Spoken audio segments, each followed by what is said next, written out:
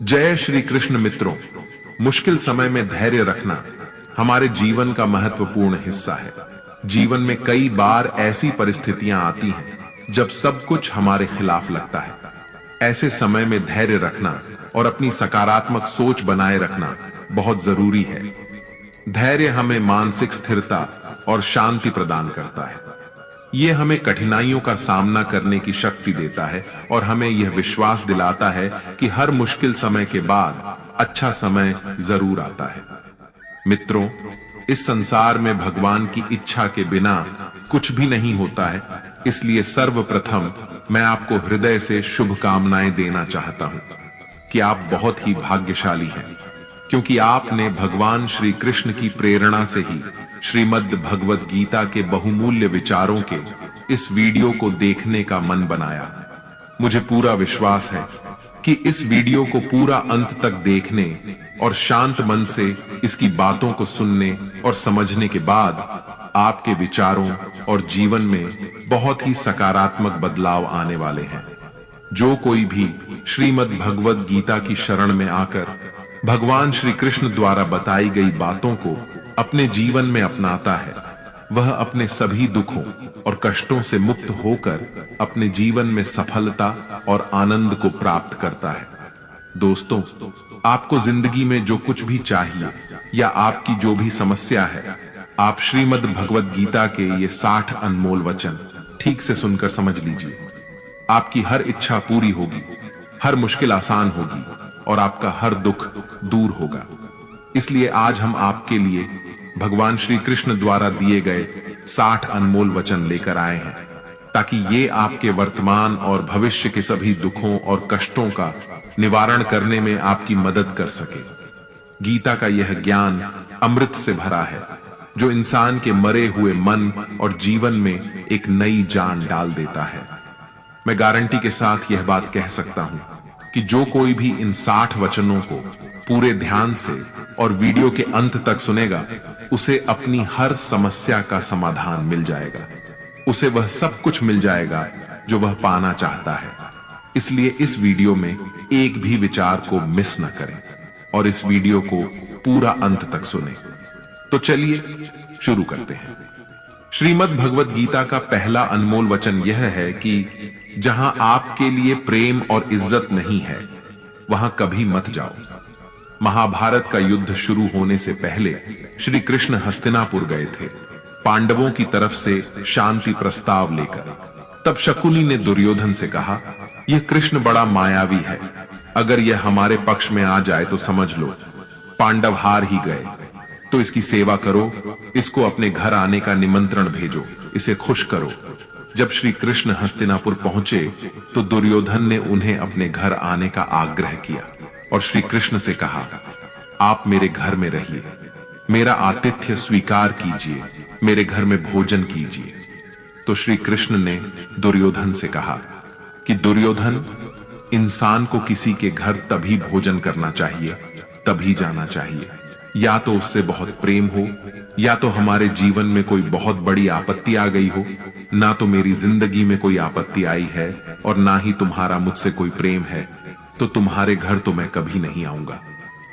तुम मुझे अपने घर बुला रहे हो सिर्फ और सिर्फ अपना मतलब पूरा करने के लिए, और मतलबी लोगों के घर कभी नहीं जाना चाहिए। इससे हमको यह शिक्षा मिलती है कि जिसके दिल में आपके लिए प्रेम नहीं है, सम्मान नहीं है, वहां आपको कभी नहीं रहना चाहिए। आपको सिर्फ उसी जगह रहना चाहिए जहां आपकी कदर हो, आपको इज्जत मिले और जहां आपको प्रेम मिले। श्रीमद् भगवत गीता का दूसरा अनमोल वचन यह है कि जिस रिश्ते में मर्यादाएं टूट जाती हैं, वहां सिर्फ सर्वनाश ही होता है। कोई आपसे बड़ा है या छोटा है, अगर वो रिश्तों में अपनी मर्यादाओं को तोड़ देगा तो वह रिश्ता कभी नहीं टिक सकता। रिश्ता सिर्फ तभी चलता है जब दो लोग एक दूसरे का सम्मान करते हैं, कदर करते हैं और कभी अपनी लिमिट क्रॉस नहीं करते हैं। जिस रिश्ते में कोई लिमिट नहीं है, एक दूसरे की इज्जत नहीं है, वह रिश्ता आज नहीं तो कल खत्म ही हो जाता है। श्रीमद् भगवद गीता का तीसरा अनमोल वचन यह है कि इंसान के दुख का सबसे बड़ा कारण है उसका मोह। मोह से अज्ञान आता है और जीवन में समस्याएं शुरू होने लगती हैं। महाभारत में धृतराष्ट्र को दुर्योधन से इतना मोह था कि वो अपने पुत्र को गलत काम करने से भी रोक नहीं सके। धृतराष्ट्र को पुत्र मोह की वजह से धर्म अधर्म का ज्ञान ही नहीं रहा और अंत में सब कुछ बर्बाद हो गया। महाभारत में श्री कृष्ण ने अर्जुन से कहा था, जब ज्ञान की धारा बहती है तो सबसे पहले मोह को नष्ट करती है। मोह को इसलिए नष्ट करती है क्योंकि मोह अज्ञान है। यूनान का सम्राट सिकंदर पूरी दुनिया को जीत लेना चाहता था। एक दिन एक नागा साधु ने सिकंदर से कहा, तू यह पूरी दुनिया जीत लेगा, उसके बाद क्या करेगा, क्योंकि इसके अलावा दूसरी कोई दुनिया है ही नहीं। इतना कहकर संत जोर जोर से हंसने लगा। संत की बातें सुनकर सिकंदर को निराशा होने लगी। सिकंदर ने संत से पूछा कि आप हंस क्यों रहे हैं? संत ने जवाब दिया कि तू पूरी दुनिया जीत लेगा तब भी तुझे निराशा ही मिलेगी, क्योंकि तू दुनिया को जीतने के मोह में बंधा है, जबकि मेरे पास कुछ भी नहीं है, लेकिन मैं हमेशा खुश रहूंगा क्योंकि मुझे किसी भी चीज का मोह नहीं है। सिकंदर ने अभी दुनिया जीती नहीं थी, लेकिन अब संत की बातें सुनने के बाद दुनिया जीतने के विचार से ही वह निराश हो गया था, क्योंकि दुनिया जीतने के बाद कोई और मोह नहीं बचेगा। मोह की वजह से जीवन में दुख ही आते हैं। मोह घर परिवार से हो सकता है, सफलता का मोह हो सकता है, सुख सुविधा और मान सम्मान का मोह हो सकता है। जहां मोह रहेगा वहां दुख तो आएगा ही।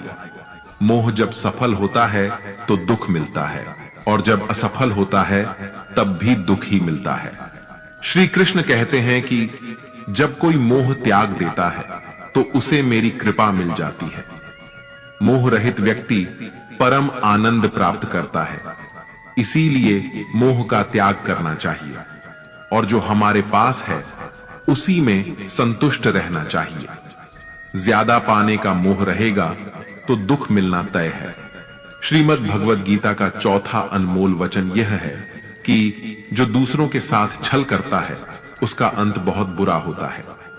दुर्योधन के मामा शकुनी और दुर्योधन ने पांडवों के साथ जीवन भर छल किया, पथ पथ पर उन्हें धोखा दिया, कभी ईमान से उनके साथ नहीं चले, और उसका परिणाम दुर्योधन को यह मिला कि उनके दल का हर एक बड़ा योद्धा छल के द्वारा ही मारा गया, क्योंकि दुर्योधन ने जैसा कर्म किया था उसको वैसा ही फल मिला।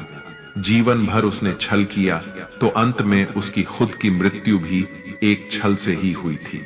इसीलिए कोई अगर खुद को बहुत ज्यादा चालाक समझता है कि दूसरे को धोखा दे दिया, दूसरे को बेवकूफ बना दिया, तो एक दिन कोई आएगा उसकी जिंदगी में भी वो उसको ही धोखा देगा, क्योंकि कर्म सबके कारनामे याद रखता है। जो जैसा कर्म करता है उसको वैसा ही फल जरूर मिलता है। श्रीमद् भगवद गीता का 5वां अनमोल वचन यह है कि लोगों में अपना सहारा ढूंढना छोड़ दो। आपके मन की सबसे बड़ी कमजोरी यही होती है कि आप दूसरों में सहारा ढूंढते हैं, और यही चीज आपको कमजोर बनाती है। यही चीज आपका खुद पर विश्वास खत्म कर देती है। जो लोग सोचते हैं ना कि यह तो मेरा सहारा है तो मुश्किल वक्त में मुझे काम आएगा, वही लोग मुश्किल वक्त में सबसे ज्यादा दुखी और अकेले पड़ जाते हैं। आप सिर्फ ईश्वर को अपना सहारा बनाओ। देखना, जब भी कोई मुश्किल आएगी ना तो वो किसी ना किसी रूप में आकर आपकी मदद जरूर करेंगे। दुनिया को सहारा मत बनाओ। जो खुद अपने लिए सहारा ढूंढ रहे हैं वो आपका सहारा कैसे बनेंगे? तो अपना सहारा दुनिया को नहीं, ईश्वर को बनाना चाहिए। ईश्वर आपकी सुनता है या नहीं, यह आपकी श्रद्धा, विश्वास और आस्था पर निर्भर करता है।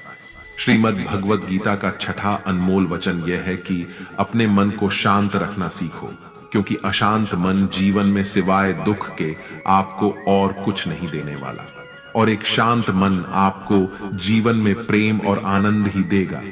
दुख और सुख सिर्फ शांत और अशांत मन के परिणाम है।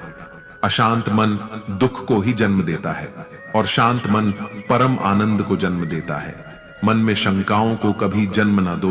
ये शंकाएं मन में गलत फहमियों के पहाड़ बना देती हैं, जिससे जीवन का सुख चैन छिन जाता है। तभी श्री कृष्ण कहते हैं कि मनुष्य को अपने मन को वश में रखना चाहिए। जो कोई अपने मन को वश में कर लेता है उसका मन उसका मित्र बन जाता है, और जो कोई अपने मन को वश में नहीं रख पाता उसका मन उसका सबसे बड़ा शत्रु बन जाता है। श्रीमद् भगवद गीता का 7वां अनमोल वचन यह है कि जिंदगी में कभी भी खुद को किसी का जरूरतमंद या मोहताज मत बनाओ, क्योंकि जब तक आप किसी के जरूरतमंद नहीं होते तब तक आपको कोई दुख नहीं पहुंचा सकता, कोई आपका फायदा नहीं उठा सकता। जिस इंसान के आप जरूरतमंद हो जाओगे वह आपका लाभ उठाना शुरू कर देता है। जिस दिन आपने अपने जीवन को किसी का जरूरतमंद बना दिया उसी दिन से आपको उसकी गुलामी करनी पड़ती है। औरों की तो छोड़ो, जो लोग अपने नौकरों के काम वाली बाइयों के जरूरतमंद हो जाते हैं तो वे उनका सब कुछ सहना शुरू कर देते हैं, क्योंकि उन्हें पता होता है कि आपका काम उनके बिना चल ही नहीं पाएगा और आप खुद से उतना काम कर नहीं पाएंगे, और दूसरा कोई आपको मिल नहीं रहा तो वे आपको परेशान करना शुरू कर देते हैं। लेकिन जब उन्हें यह समझ आता है कि आप अपना काम खुद कर सकते हैं या आपको दूसरे 1000 ऑप्शन मिल सकते हैं तो वे चुपचाप अपना काम करेंगे। अब अगर आप कोई ऐसी नौकरी करते हैं जहां आपके बॉस के गलत होते हुए भी आप उसका टॉर्चर सहते रहते हैं तो उसको पता होता है कि आप उसके जरूरतमंद हैं और वह उसका पूरा फायदा लेता है। और तो और जिस घर परिवार में आप रहते हैं अगर वहां भी आप किसी के जरूरतमंद हैं तो वह आपको पूरा चूस लेता है, क्योंकि वहां आप 24 घंटे रहते हैं, कहीं और जा ही नहीं सकते।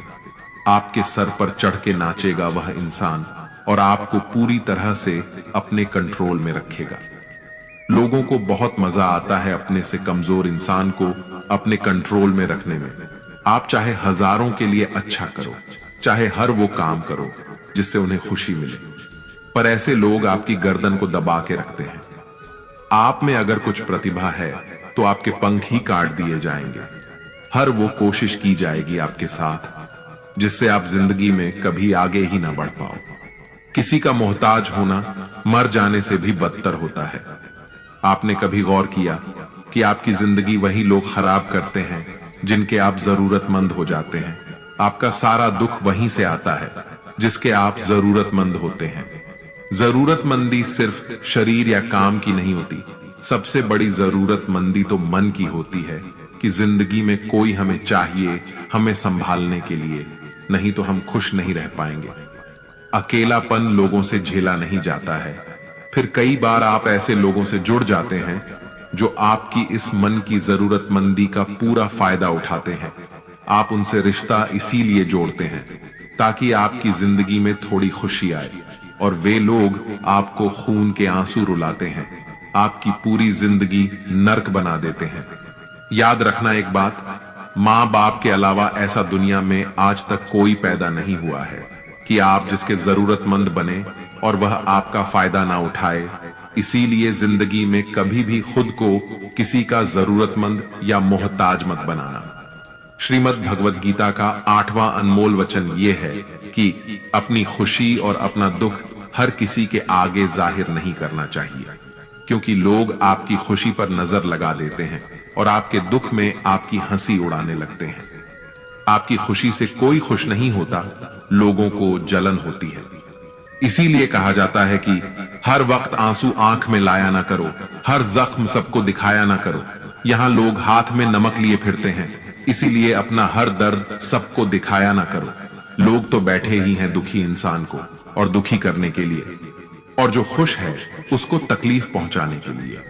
अपने मन की हालत अपने तक ही रखो, सिर्फ उसे बताओ जो उसे समझने की समझ रखता हो।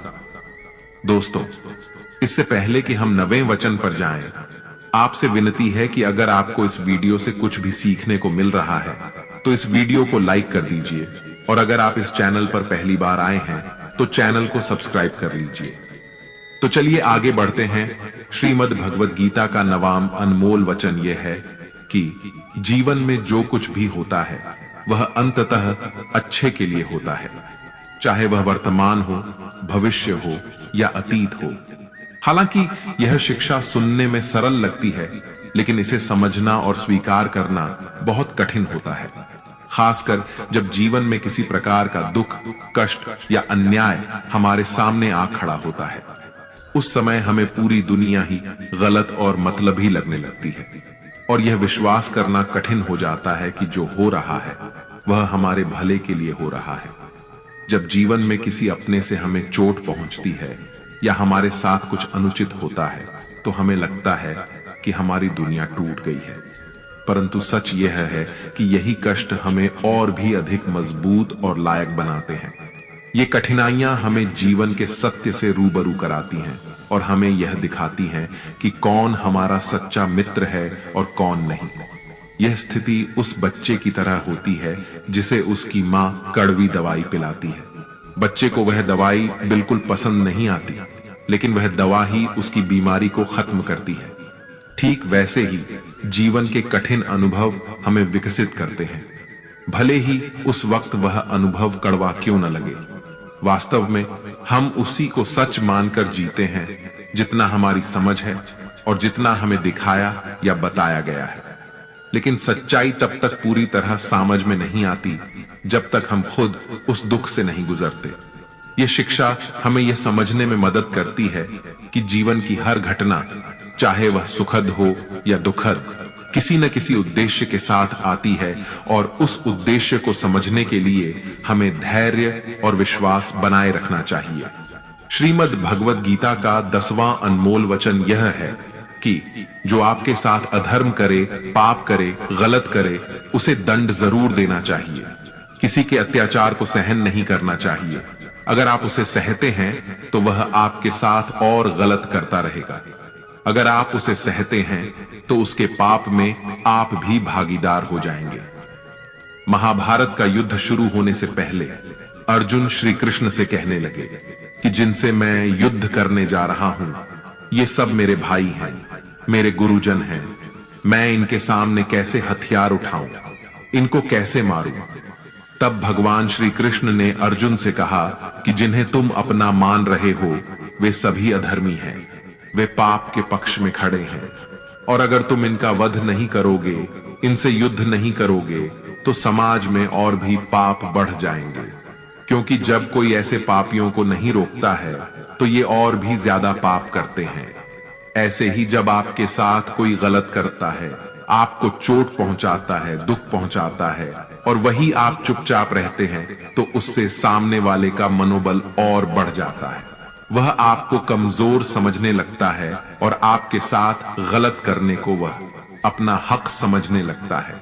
लेकिन जब आप उसके गलत व्यवहार को, उसके अधर्म को रोक लेते हैं, उसका विरोध करते हैं, तब वह अपनी सीमा में रहना सीख जाता है। और ये कलयुग है। अगर इस जमाने में आपको खुश रहना है तो आपको अपनी रक्षा खुद ही करनी होगी। कोई आपके साथ गलत करे तो उसको कभी नहीं सहना चाहिए, बल्कि उसका सामना करना चाहिए। श्रीमद् भगवद गीता का 11वां अनमोल वचन यह है कि मनुष्य के जीवन में 3 मुख्य अवस्थाएं होती हैं: बचपन, जवानी और बुढ़ापा। इसके बाद शरीर समाप्त हो जाता है, लेकिन आत्मा अमर रहती है और पुनः जन्म लेती है। जब तक मनुष्य अपने मन की इच्छाओं और वासनाओं से मुक्त नहीं हो जाता, तब तक आत्मा को मोक्ष नहीं मिलता और उसका पुनर्जन्म होता रहता है। जीवन में इच्छाएं और वासना जितनी अधिक होंगी, खुशियां उतनी ही कम होती जाएंगी। यदि आप जीवन में खुश नहीं हैं, तो इसका कारण आपकी मन में भरी इच्छाएं और वासनाएं हैं। इंसान तभी सच्ची खुशी पा सकता है जब वह अपनी इच्छाओं को नियंत्रित करना सीख लेता है। इसे एक सरल गणितीय उदाहरण से समझा जा सकता है। मान लीजिए कि आपके जीवन में 100 खुशियां हैं और 10 इच्छाएं हैं, तो आपकी खुशी 90% रह जाती है। अगर आपकी 50 इच्छाएं हैं तो आपकी खुशियां आधी हो जाती हैं, और अगर आपकी 100 इच्छाएं हैं तो आपकी खुशी 0 हो जाती है। जब इच्छाओं की संख्या 100 से भी अधिक हो जाती है तो आपकी खुशी नकारात्मक हो जाती है, यानी आपकी खुशियां दुख में बदलने लगती हैं। इस शिक्षा का सार यही है कि जितनी आप अपनी इच्छाओं को कम करेंगे, उतनी ही आपकी खुशियां बढ़ेंगी, और अगर आप अपनी इच्छाओं को बढ़ाते रहेंगे तो दुख अपने आप आपके जीवन में प्रवेश कर जाएगा। इसलिए खुश रहना है तो इच्छाओं को कम करना सीखिए और अपने मन को नियंत्रित करके सच्ची संतोष प्राप्त कीजिए। श्रीमद् भगवद गीता का 12वां अनमोल वचन यह है कि जिंदगी में धोखा अपने ही देते हैं, क्योंकि उनको आपकी कमजोरियों का पता होता है। बाहर वाला आपको धोखा नहीं दे सकता, क्योंकि उसको आपके बारे में पता ही नहीं है कि आपको चोट कहां पहुंचानी है। लेकिन जो आपका अपना है, आपका खास है, उसे बहुत गहराइयों से पता होता है कि आपकी कमजोरी क्या है। ऐसा क्या करें जिससे इसको दर्द पहुंचाया जा सके, जिससे इसको हम नीचा दिखा सकते हैं, इसको चोट पहुंचा सकते हैं। यह कलयुग है, इसमें बाहर वालों से नहीं, जो हमारे अपने हैं ना, उनसे ही सावधान रहना होता है। महाभारत का युद्ध 2 अलग अलग राज्यों में नहीं हुआ था, बल्कि एक ही परिवार के भाइयों में हुआ था। सभी आपस में एक ही वंश के लोग थे। कितनी बार दुर्योधन ने जहर देकर भीम को मारना चाहा। ना जाने कितनी बार दुर्योधन ने पांडवों को जान से मारने की कोशिश की। वह उनका कोई पराया नहीं था, बल्कि उनका भाई ही था।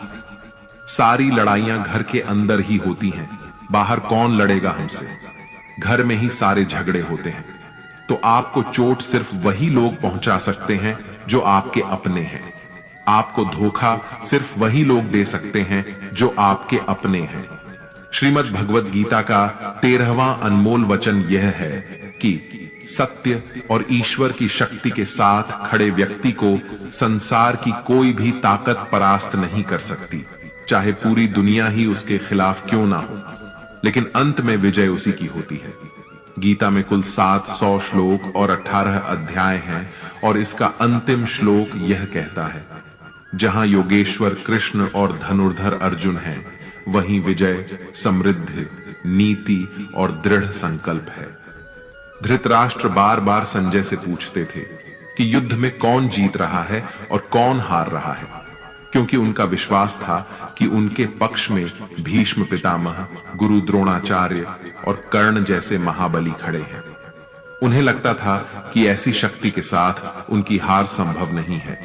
लेकिन संजय ने उन्हें बताया कि जहां ईश्वर यानी श्री कृष्ण खड़े होते हैं, वहां शक्ति का अर्थ नहीं होता। सत्य और धर्म की जीत निश्चित होती है, चाहे किसी के पास कितनी भी शक्ति क्यों ना हो।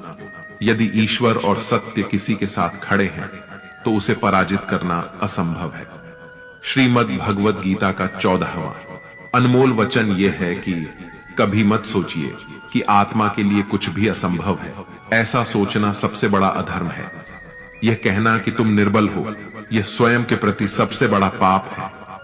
हम वो है जो हमारी सोच ने हमें बनाया है, इसलिए इस बात का ध्यान रखिए कि आप क्या सोचते हैं। भय और अधूरी इच्छाएं समस्त दुखों का मूल है। पुराने समय की बात है, एक राजा था। एक दिन उसके गुप्तचरों ने सूचना दी कि पड़ोसी राज्य हम पर हमला करने वाला है। गुप्तचरों ने बताया कि खबर एकदम पक्की है। सिर्फ 3 दिनों के भीतर पड़ोसी राज्य अपनी विशाल सेना के साथ हम पर हमला कर देगा, और उनकी सेना इतनी बड़ी है कि उनका सामना करना बहुत मुश्किल है। राजा बेहद चिंतित हो गया, परेशान हो गया।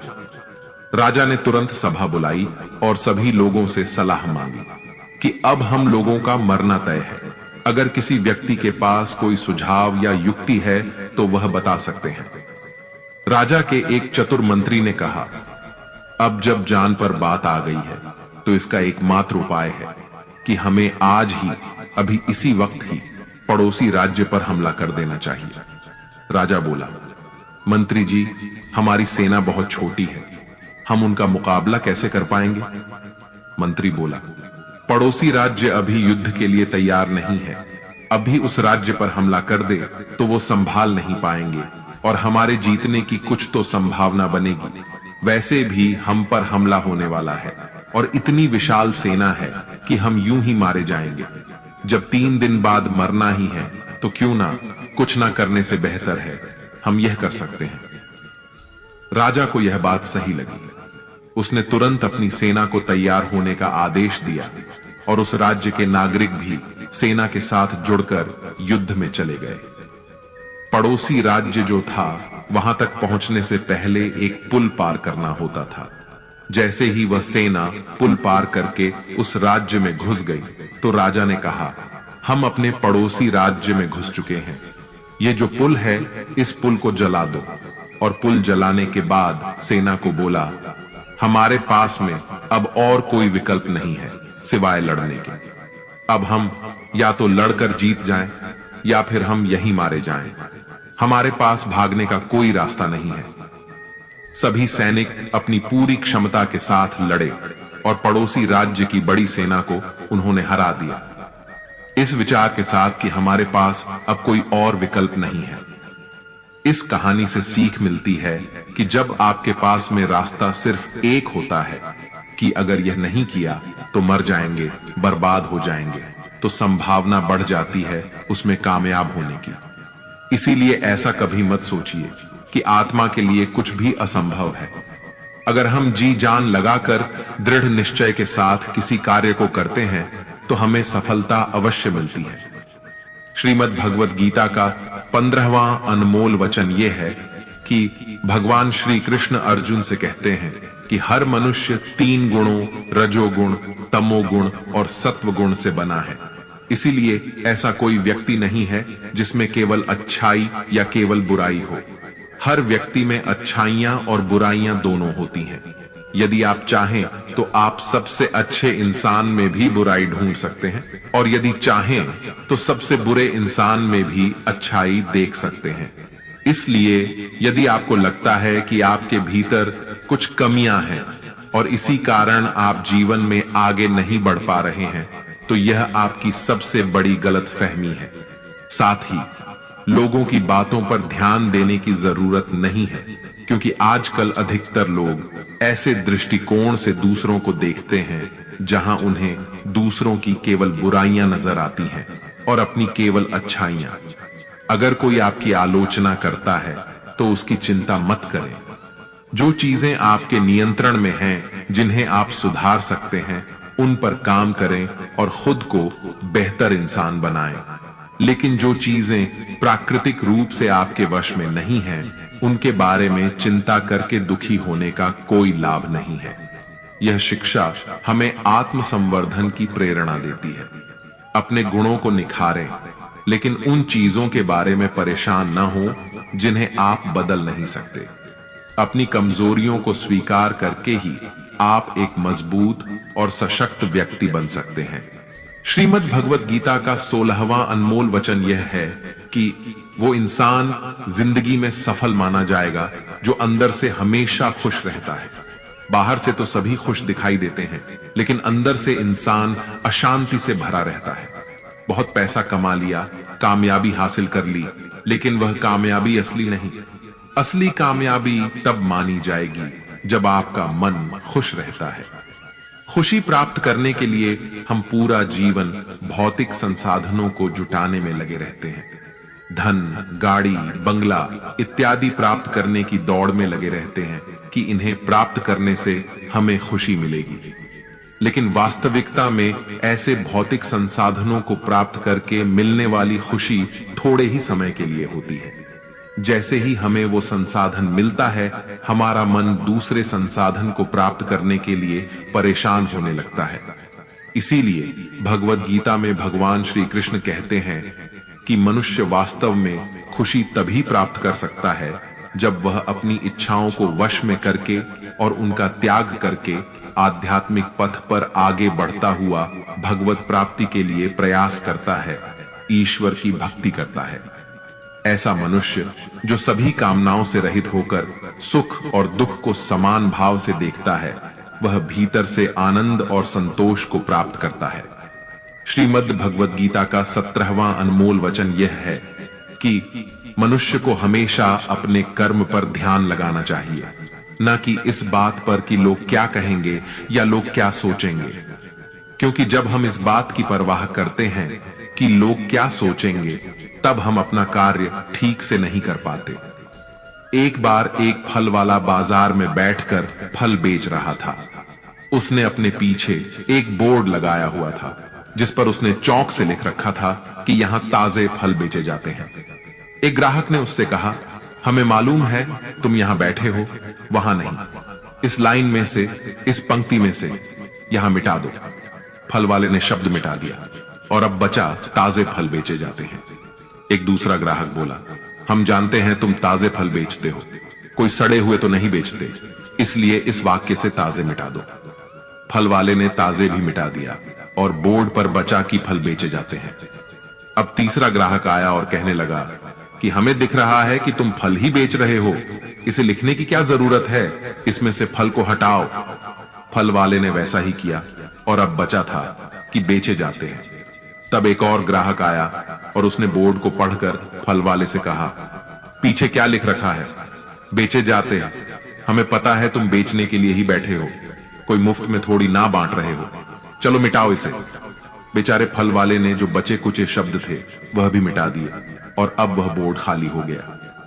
तब एक और व्यक्ति आया और फल वाले को बोला, पागल हो गए हो क्या, इस बोर्ड पर तुमने कुछ लिखा क्यों नहीं है? इसीलिए दोस्तों, दुनिया में हर एक इंसान की अपनी एक राय होती है और इंसान दूसरों को सलाह देने में माहिर होता है।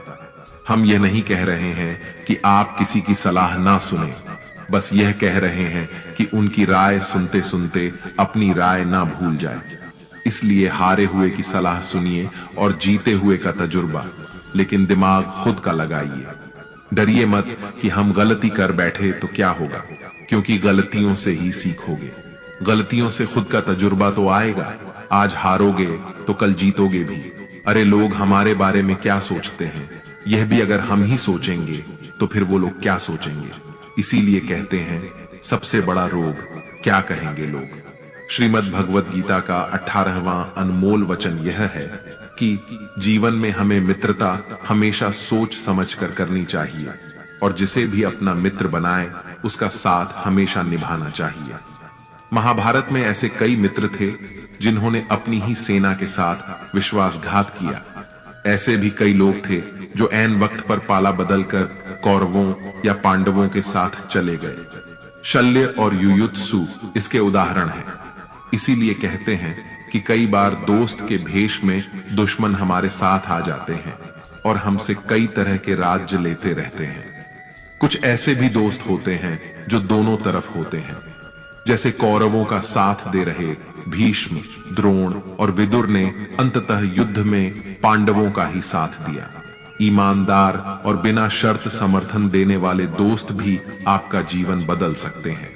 पांडवों के पास भगवान श्री कृष्ण थे तो कौरवों के पास महान योद्धा कर्ण थे। इन दोनों ने ही दोनों पक्षों को बिना शर्त अपना पूरा साथ और सहयोग दिया था। यदि कर्ण को छल से नहीं मारा जाता तो कौरवों की जीत तय थी। पांडवों ने हमेशा श्री कृष्ण की बातों को ध्यान से सुना और उस पर अमल भी किया, लेकिन दुर्योधन ने कर्ण को सिर्फ एक योद्धा समझकर उसका पांडवों की सेना के खिलाफ इस्तेमाल किया। यदि दुर्योधन कर्ण की बात मानकर कर्ण को घटोत्कच को मारने के लिए दबाव नहीं डालता तो इंद्र द्वारा दिया गया जो अमोघ अस्त्र कर्ण के पास था उससे अर्जुन मारा जाता और संभवतः परिणाम कुछ और हो सकता था। इसलिए मित्रता करने के साथ साथ मित्रता निभाने में भी ईमानदारी का परिचय देना चाहिए।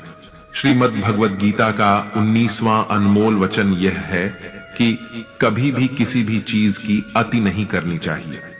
कोई भी चीज हद से ज्यादा नहीं करनी चाहिए।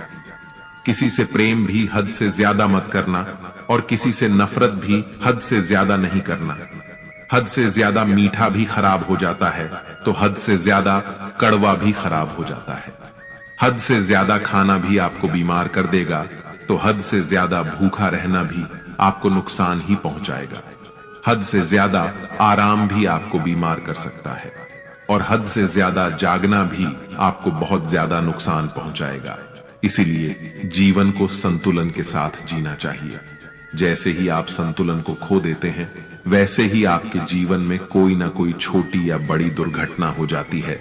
श्रीमद् भगवत गीता का 20वां अनमोल वचन यह है कि मनुष्य को अपने कर्मों का फल भोगना ही होता है। जो बोया है वही काटोगे। यदि आपने माँ बाप की सेवा की है तो ही आपकी संतान बुढ़ापे में आपकी सेवा करेगी, वरना कोई पानी पिलाने वाला भी पास नहीं होगा। इसलिए बुरे कर्मों का त्याग ही सर्वोत्तम है। एक गरीब आदमी मछली पकड़ रहा था। मछली पकड़ते पकड़ते उसने एक ताजी ताजी मछली पकड़ी। पास में ही एक सेठ भी मछली पकड़ रहा था, लेकिन मछली पकड़ने का अनुभव न होने के कारण काफी देर से उसके हाथ एक भी मछली नहीं लगी। सेठ ने जब देखा कि उस गरीब आदमी ने ताजी ताजी मछली पकड़ी है, तो उसके मन में मछली को देखकर लालच आ गया और उसने गरीब आदमी के हाथ से मछली छीन ली। गरीब आदमी ने सेठ से कहा, ये मछली मैंने पकड़ी है, आप इसे क्यों छीन रहे हैं? सेठ ने अपनी ताकत दिखाते हुए उस गरीब आदमी से कहा, चल जा, दूसरी पकड़ लेना, ये मछली तो अब मेरी है। ऐसा कहकर सेठ वहां से चलने लगा। अब भी मछली जिंदा थी और तड़प रही थी। मछली ने सेठ के अंगूठे में काट लिया, जिससे वह सेठ के हाथ से छिटक गई और फिर से पानी में जा गिरी। सेठ के अंगूठे में गहरा घाव हो गया और तेजी से खून बहने लगा। सेठ दौड़ा दौड़ा डॉक्टर के पास गया। डॉक्टर ने अंगूठे पर पट्टी कर दी और बोला, 3 दिन बाद आकर दिखाना।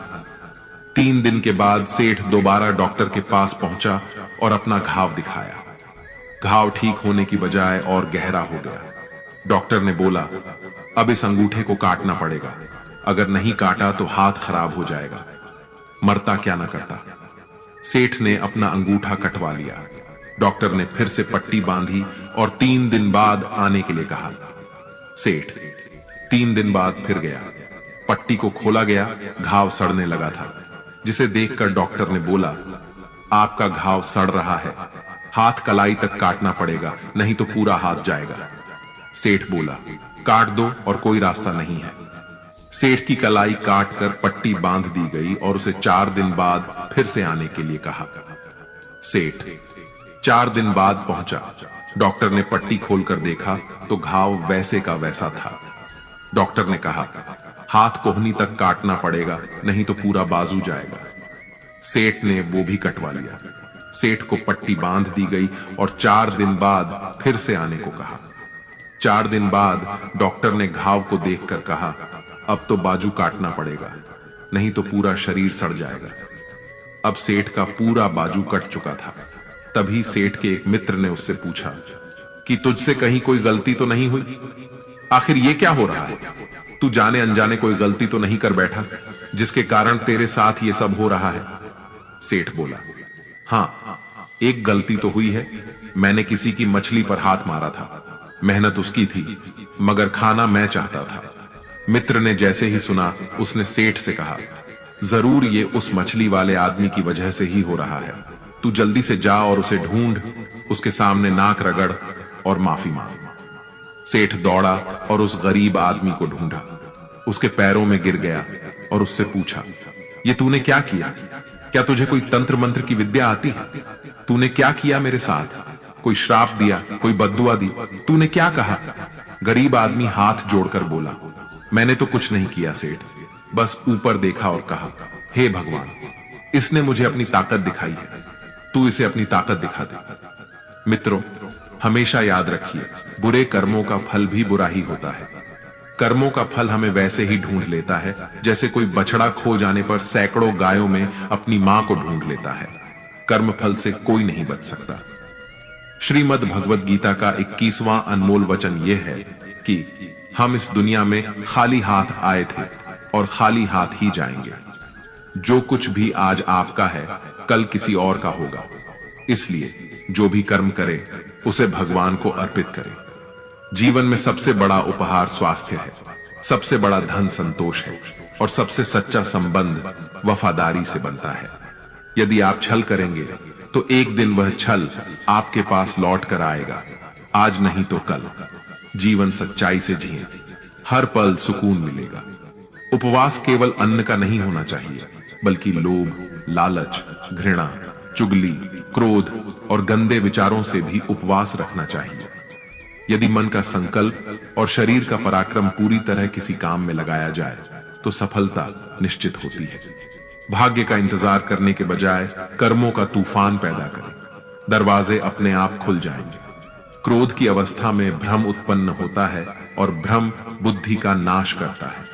जब बुद्धि नष्ट हो जाती है तो व्यक्ति का पतन निश्चित है। जैसे पानी अपनी मर्यादा छोड़कर विनाशकारी बन जाता है, वैसे ही जब वाणी मर्यादा तोड़ती है तो सर्वनाश होता है। किसी को धोखा देना एक प्रकार का कर्ज है जो किसी न किसी दिन आपको किसी और के हाथों लौटाया जाएगा। कलयुग में हमेशा सतर्कता और तैयारी के साथ रहना चाहिए, क्योंकि न मौसम पर भरोसा है न इंसानों पर, वे कभी भी बदल सकते हैं। श्रीमद् भगवत गीता का 22वां अनमोल वचन यह है कि हमारे रिश्तेदार ही हमसे सबसे ज्यादा जलते हैं। हमारी सफलता से सबसे ज्यादा दिक्कत हमारे रिश्तेदारों को ही होती है। बाहर वालों को कोई फर्क नहीं पड़ता कि आपकी जिंदगी में क्या हो रहा है, और जो आपके रिश्तेदार होते हैं उनकी पूरी नजर रहती है आपकी जिंदगी पर। बाहर से तो वे यही कहेंगे कि आगे बढ़ो, सफल हो जाओ, खुश रहो जिंदगी में, और जब उन्हें आप अपनी सफलता के बारे में बताएंगे, अपनी किसी कामयाबी की खबर उनको सुनाएंगे, तो उसे सुनकर उन्हें बिल्कुल भी खुशी नहीं होती। कई बार सारी दुनिया आपको पसंद करती है, आपके काम की तारीफ करती है, लेकिन आपकी कदर आपके घर में ही नहीं होती। पांडवों के हर सुख से दुर्योधन जलता था। जब भी पांडव किसी काम में सफल होते थे उसे बिल्कुल भी बर्दाश्त नहीं होता था। दुर्योधन हर प्रयास करता था पांडवों को नीचा गिराने का, जितना हो सके उन्हें दुखी करने का, और यही भाइयों की आपसी जलन महाभारत के युद्ध की वजह बनी, जिसमें न जाने कितने अनगिनत लोग मारे गए। बाहर वालों को क्या फर्क पड़ता है कि आप कैसी जिंदगी जीते हैं, लेकिन ये जो रिश्तेदार होते हैं, ये जो करीबी लोग होते हैं, मजाल है जो इन्हें आपकी खुशी बर्दाश्त हो जाए। सबसे खतरनाक होते हैं ये लोग, क्योंकि ये बाहर से बहुत मीठा बोलते हैं, आपको अच्छे अच्छे शब्द कहते हैं, लेकिन आपकी पीठ पीछे ये आपसे जरा भी खुश नहीं होते। तो इसीलिए किसी को भी अपना समझने से पहले आप यह जरूर जांच परख लें कि वो सच में आपका अपना है या सिर्फ अपनेपन का दिखावा कर रहा है। श्रीमद् भगवत गीता का 23वां अनमोल वचन यह है कि जो व्यक्ति अपने कार्यों को समय पर पूरा नहीं करता और समय का महत्व नहीं समझता, उसकी पूरी जिंदगी व्यर्थ में ही समाप्त हो जाती है। समय ही जीवन की असली पूंजी है, और यदि आप इसे निरर्थक कार्यों में बर्बाद कर देते हैं तो जीवन में आपको कुछ भी सार्थक प्राप्त नहीं होगा। यदि आप जीवन में कुछ पाना चाहते हैं तो समय की कद्र करना अत्यंत आवश्यक है। समय का सही उपयोग आपको न केवल सफलता की ओर ले जाता है, बल्कि जीवन को भी सही दिशा में आगे बढ़ाता है। समय बीतने पर लौट कर नहीं आता, इसलिए हमें इसका सदुपयोग करते हुए अपने लक्ष्यों को पूरा करने के लिए निरंतर प्रयास करना चाहिए। श्रीमद् भगवत गीता का 24वां अनमोल वचन यह है कि डर धारण करने से भविष्य के दुख का निवारण नहीं होता है। डर से तो चिंताएं ही बढ़ती हैं, जो मन का सुख चैन सभी छीन लेती है। किसका डर है तुम्हें? कौन तुम्हें मार सकता है? तुम शरीर नहीं हो, शरीर तो तुम्हारा मात्र एक साधन है अपने कर्मों को सिद्ध करने का। तुम एक आत्मा हो जो कि अमर है। अर्जुन युद्ध में अपने बंधु बांधव से लड़ना नहीं चाहते थे, लेकिन श्री कृष्ण ने समझाया कि जब किसी विवाद का हल शांतिपूर्ण तरीके से नहीं होता तो फिर युद्ध ही एकमात्र विकल्प बच जाता है। कायर लोग युद्ध से पीछे हटते हैं। युद्ध भूमि पर पहुंचने के बाद भी अर्जुन युद्ध नहीं करना चाहता था। तब भगवान श्री कृष्ण ने उससे कहा कि ना कोई मरता है और ना कोई मारता है, सभी निमित्त मात्र हैं, आत्मा अजर और अमर है। इसीलिए मनुष्य को डरना नहीं चाहिए, अपितु अपने नियत कर्मों को निडरता के साथ संपन्न करना चाहिए।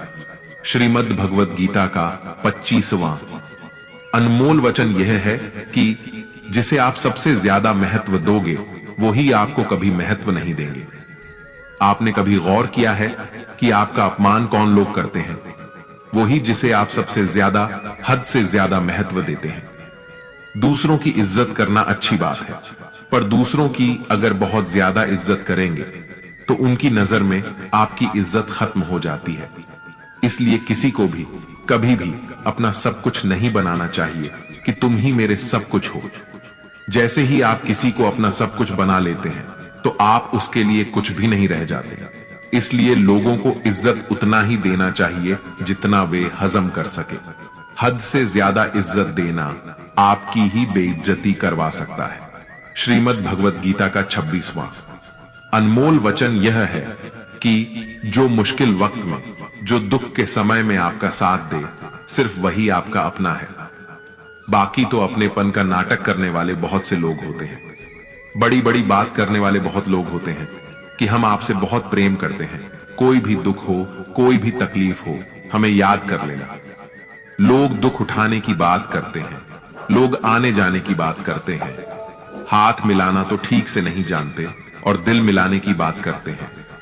जब सच में आपकी जिंदगी में तकलीफ आएगी ना, तब आपको समझ में आ जाएगा कि आपका साथ देने के लिए कौन खड़ा है और कौन भाग गया।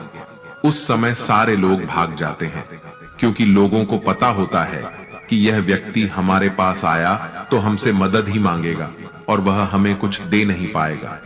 लोग आपसे सिर्फ तभी रिश्ता रखते हैं जब आप उन्हें कुछ दे सकते हैं और आपसे उन्हें कुछ फायदा हो सकता है। लेकिन जब लोगों को यह पता चल जाता है, यह समझ में आ जाता है कि उनको आपसे कोई फायदा नहीं होने वाला, बल्कि उनको तो आपकी मदद करनी पड़ेगी, तो वे आपको दूर से ही देखकर भाग जाते हैं। इसलिए जो आपके मुश्किल वक्त में आपके साथ खड़ा हो, सिर्फ वही आपका अपना होता है। बाकी इस दुनिया में सब पराये होते हैं, क्योंकि सिर्फ अपना अपना कह देने से कोई अपना नहीं हो जाता, बल्कि अपना तो वह होता है जो दुख के समय में आपका साथ दे। श्रीमद् भगवत गीता का 27वां अनमोल वचन यह है कि आप संसार से जितना प्रेम लगाओगे, जितना लगाव, जितना मोह लगाओगे, उतना ही जीवन में दुख और पीड़ा का अनुभव करोगे। आपके सारे दुखों का कारण किसी को अपना मानना है। आप कभी गौर करना, आपकी जिंदगी के सारे दुख, सारी तकलीफें, सारी चिंताएं वहीं से आते हैं जहां आपका अपनापन होता है कि यह मेरा है, यह मेरा अपना है। यहीं से आपकी जिंदगी में दुख का आना शुरू हो जाता है। जिंदगी में जब हम किसी चीज को, किसी इंसान को, किसी रिश्ते को, किसी काम को अपना मान लेते हैं, मेरा मान लेते हैं, वहीं से सारे दुखों की शुरुआत होती है, वहीं से हर तकलीफ की शुरुआत होती है। इसीलिए भगवान श्री कृष्ण कहते हैं कि अगर दुखों और निराशाओं से मुक्ति चाहते हो तो इस संसार के मोह में मत उलझो, मेरी भक्ति करो और मुझसे ही प्रेम करो। मैं तुम्हें इस संसार के सभी दुखों से मुक्त करके मोक्ष प्रदान करूंगा। श्रीमद् भगवत गीता का 28वां अनमोल वचन यह है कि मनुष्य को कभी भी बदले और घृणा की भावना अपने मन में नहीं रखनी चाहिए और ना ही अपने भाग्य को कोसना चाहिए, क्योंकि इस तरह वह अपना संपूर्ण जीवन बर्बाद कर लेता है। एक बार दानवीर कर्ण ने भगवान श्री कृष्ण से अपनी व्यथा सुनाई और कहा, हे कृष्ण, जब मैं पैदा हुआ तब मेरी मां ने मुझे त्याग दिया, इसमें मेरा क्या अपराध था? द्रोणाचार्य ने मुझे शिक्षा देने से मना कर दिया क्योंकि वह मुझे क्षत्रिय नहीं मानते थे, इसमें भी मेरा क्या अपराध? और द्रौपदी के स्वयंवर में मुझे अपमानित किया गया क्योंकि मैं राज परिवार का हिस्सा नहीं हूं, भला इन सब में मेरा क्या अपराध था? जवाब में श्री कृष्ण ने कहा, हे कर्ण, जरा ध्यान से सुनो। जब मेरा जन्म हुआ तब मैं कारागार में था और मेरे पैदा होते ही मेरी मृत्यु मेरी प्रतीक्षा कर रही थी। जिस रात मेरा जन्म हुआ था उस रात मुझे मेरे माता पिता से अलग होना पड़ा। मेरा बचपन गरीबी और अभावों में बीता और मुझे हर वह काम करना पड़ा जो एक गरीब परिवार में करना होता है। गायों का गोबर मैं अपने हाथों से उठाता था। जब मैं चल भी नहीं सकता था तब मुझ पर प्राण घातक हमले किए गए। मुझे मारने की बार बार कोशिशें की गई। मेरे पास बचपन में ना तो शिक्षा थी, ना ही महल, ना कोई गुरुकुल था, ना ही कोई विशाल सेना थी। लेकिन तब भी मेरे मामा मुझे उनका सबसे बड़ा शत्रु मानते थे। मेरा भी जीवन कई चुनौतियों से गुजरा है। यह बात इतनी महत्वपूर्ण नहीं है कि जीवन में कितनी बार अपमानित होना पड़ रहा है, पर यह महत्वपूर्ण है कि आप उस अपमान का जवाब कैसे दे रहे हैं। आपके पास ज्ञान है जिसका आप उपयोग कर रहे हैं या नहीं, और इन सब चुनौतियों को पार करके कैसे आप आगे जाते हैं, यह बात सबसे अधिक महत्वपूर्ण है। महाभारत में जिस तरह से कर्ण की जिंदगी में उतार चढ़ाव आए, उससे यही सीख मिलती है कि इस क्रूर दुनिया में अपना अस्तित्व बनाए रखना कितना मुश्किल होता है। इसीलिए समय के हिसाब से बदलना जरूरी होता है, लेकिन वह बदलाव ही उचित है जिसमें सभी का हित हो। कर्ण ने खुद को बदलकर अपने जीवन का लक्ष्य तो हासिल कर लिया, लेकिन वे फिर भी महान नहीं बन सके, क्योंकि उन्होंने अपनी शिक्षा का उपयोग समाज से बदला लेने की भावना से किया। बदले की भावना से किया गया कोई भी कार्य आपके समाज का हित नहीं कर सकता। समाज ने एक महान योद्धा कर्ण को तिरस्कृत किया था, जो समाज को बहुत कुछ दे सकता था, लेकिन समाज ने उसकी कदर नहीं की, क्योंकि उसमें समाज को मिटाने की भावना थी। कर्ण के लिए शिक्षा का उद्देश्य समाज की सेवा करना नहीं था, अपितु वो अपने सामर्थ्य को आधार बनाकर समाज से अपने अपमान का बदला लेना चाहता था। समाज और कर्ण दोनों को ही अपने अपने द्वारा किए गए अपराध के लिए दंड मिला है, और आज भी मिल रहा है। कर्ण यदि यह समझता कि समाज व्यक्तियों का एक भाग मात्र है जिसे हम लोगों ने ही बनाया है, तो संभवतः वह समाज को बदलने का प्रयास करता, न कि समाज के प्रति घृणा करता। श्रीमद् भगवद गीता का 29वां अनमोल वचन यह है कि किसी पर भी आंख बंद करके भरोसा नहीं करना चाहिए। महाभारत की कथा में दुर्योधन ने कई बार षड्यंत्र रचकर पांडवों को मारने की कोशिश की, यहां तक कि उन्हें जलाकर मारने का प्रयास भी किया। पांडव, जो धर्म के मार्ग पर चलने वाले लोग थे, बार बार उसकी चालों में फंसते रहे, क्योंकि वे दुर्योधन को अपना भाई और सगा समझते थे। वे उस पर भरोसा करते थे, जबकि दुर्योधन उनकी मृत्यु की साजिश कर रहा था। हालांकि भगवान ने हमेशा उनकी रक्षा की, पर यह शिक्षा हमें बताती है कि भरोसा करते समय आंखें खुली रखना अत्यंत आवश्यक है। केवल रिश्तों या दिखावे के आधार पर किसी पर भी पूरी तरह भरोसा करना कभी कभी खतरनाक साबित हो सकता है। इसलिए चाहे वह संबंध कितना ही नजदीकी क्यों ना हो, हमें सच्चाई को समझने और सतर्क रहने की जरूरत है। यह शिक्षा हमें सतर्कता और विवेक की महत्ता का बोध कराती है। भरोसा करना आवश्यक है, लेकिन उसके साथ सजगता बनाए रखना भी उतना ही जरूरी है, ताकि कोई भी छल कपट से हमें धोखा न दे सके। श्रीमद् भगवद गीता का 30वां अनमोल वचन यह है कि आप जैसा अन्न खाओगे वैसा ही आपका मन और आपकी बुद्धि होगी। आप वैसा ही कर्म करोगे और वैसा ही आचरण करोगे। सात्विक अन्न खाओगे तो आपका मन भी सात्विक होगा, सात्विक व्यवहार भी करोगे, सोच भी आपकी अच्छी होगी। श्री कृष्ण ने भागवत गीता में सात्विक, राजसिक और तामसिक इन तीनों आहार का विस्तार से वर्णन किया है कि क्या खाना चाहिए और क्या नहीं खाना चाहिए। और इसका निचोड़ यही है कि जो मनुष्य सात्विकता से भोजन करता है, उसे जीवन में सुख और शांति अवश्य मिलते हैं।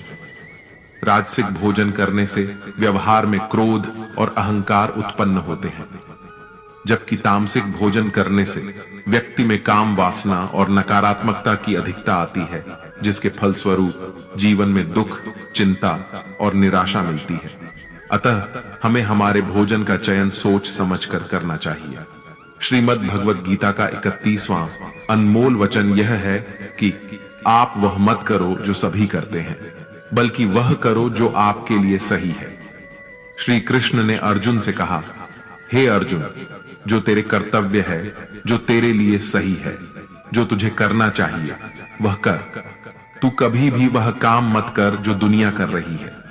क्योंकि अर्जुन श्री कृष्ण से कहने लगा कि ऐसे भयंकर युद्ध में पड़ने से अच्छा है कि मैं सन्यासी बन जाऊं।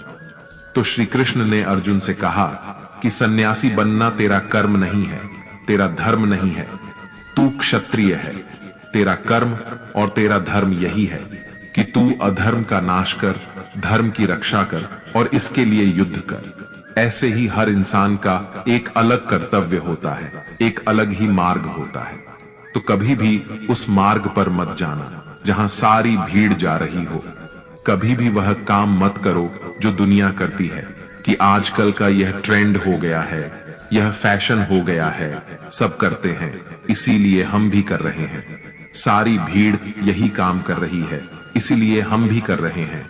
अगर आप वह करोगे जो भीड़ कर रही है तो आप भी उसी भीड़ में कहीं खो जाओगे। लेकिन वही अगर आप वह करोगे जो आपके लिए सही है, जो आपकी प्रतिभा है, तो दुनिया की सारी भीड़ में भी आप सबसे अलग नजर आओगे। श्रीमद् भगवत गीता का 32वां अनमोल वचन यह है कि आलसी इंसान कभी कुछ हासिल नहीं कर सकता। अधिकतर लोग सिर्फ योजनाएं ही बनाते रहते हैं कि मुझे बड़ा घर चाहिए, मुझे बड़ी गाड़ी चाहिए, मैं दुनिया घूमना चाहता हूं, मुझे यह चाहिए, वह चाहिए। यह हर कोई सोच लेता है, लेकिन उस पर मेहनत करना, अपना कर्म करना वो नहीं करते। क्योंकि चाहना तो बहुत आसान है, लेकिन उसके लिए कर्म करते रहना वह बहुत मुश्किल है। हर कोई चाहता है कि मेरा शरीर फिट हो, लेकिन उसके लिए एक्सरसाइज करना जरूरी है, जो आपको ही करना होगा। जो इंसान आलसी बनकर बैठा रहता है, उसे ना ही अच्छा शरीर मिलता है और ना ही अच्छा जीवन मिलता है।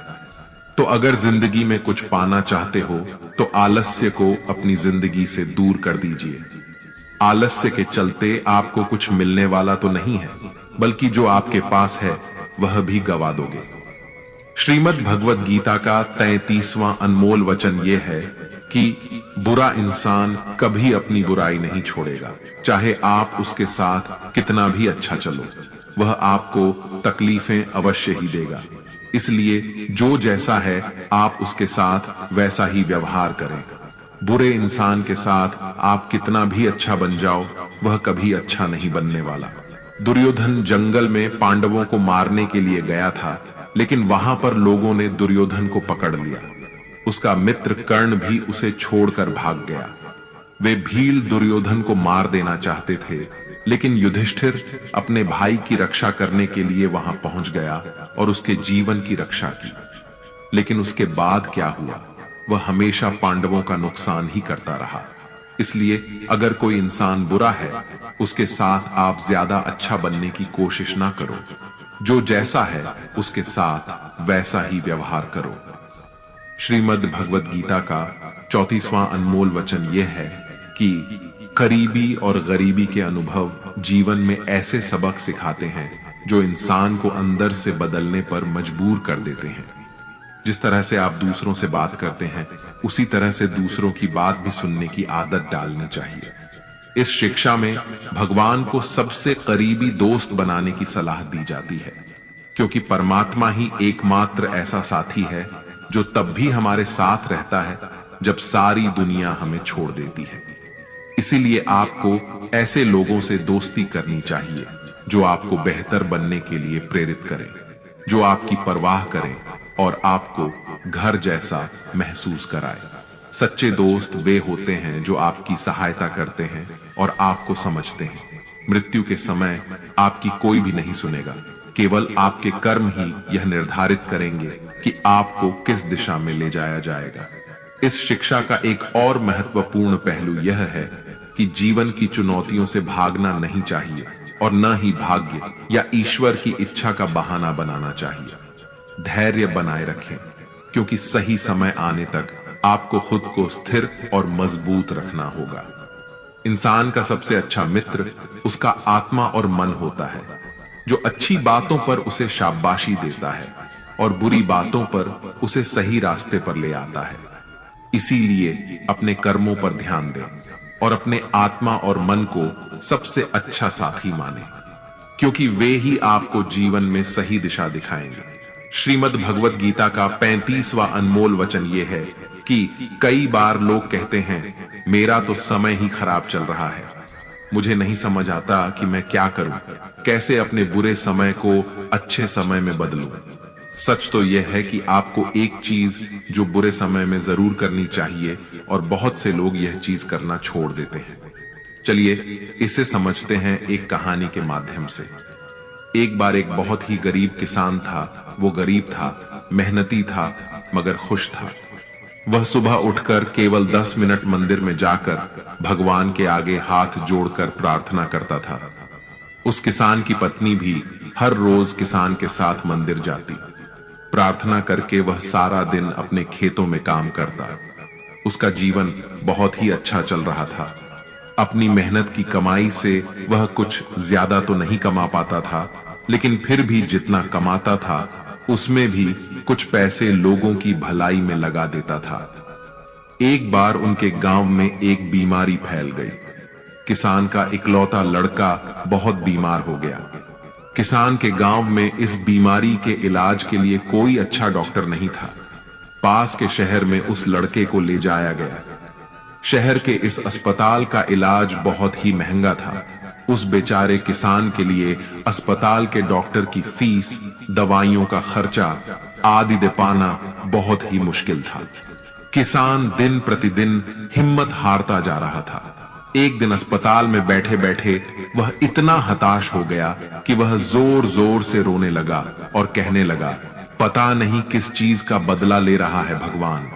कभी वह खुद को कोसता है तो कभी परमात्मा को। किसान की पत्नी को अटूट विश्वास था, पर किसान को आशा की कोई किरण नजर नहीं आ रही थी। अस्पताल के कुछ दूरी पर एक मंदिर था। किसान की पत्नी उस मंदिर में हर रोज प्रार्थना करने जाती, पर किसान का दिल नहीं करता। डॉक्टर ने किसान से कहा, उसके बच्चे के इलाज के लिए 10,000 रुपयों की आवश्यकता है। किसान के लिए इतनी बड़ी रकम इकट्ठा कर पाना असंभव था। किसान की पत्नी अब भी मंदिर जाती। वह भगवान के आगे हाथ जोड़कर प्रार्थना करती कि उसका पुत्र ठीक हो जाए। एक दिन मंदिर में एक सेठ आया। उसने किसान की पत्नी को बताया कि उसने किसान की बात उस दिन अस्पताल में सुनी, जिस दिन किसान रो रहा था। सेठ ने बताया, उस दिन सेठ की पत्नी भी अस्पताल में थी। अब वह पूरी तरह से ठीक हो गई थी और घर चली गई। सेठ को बातों ही बातों में पता चल गया कि किसान को 10,000 रुपयों की आवश्यकता है।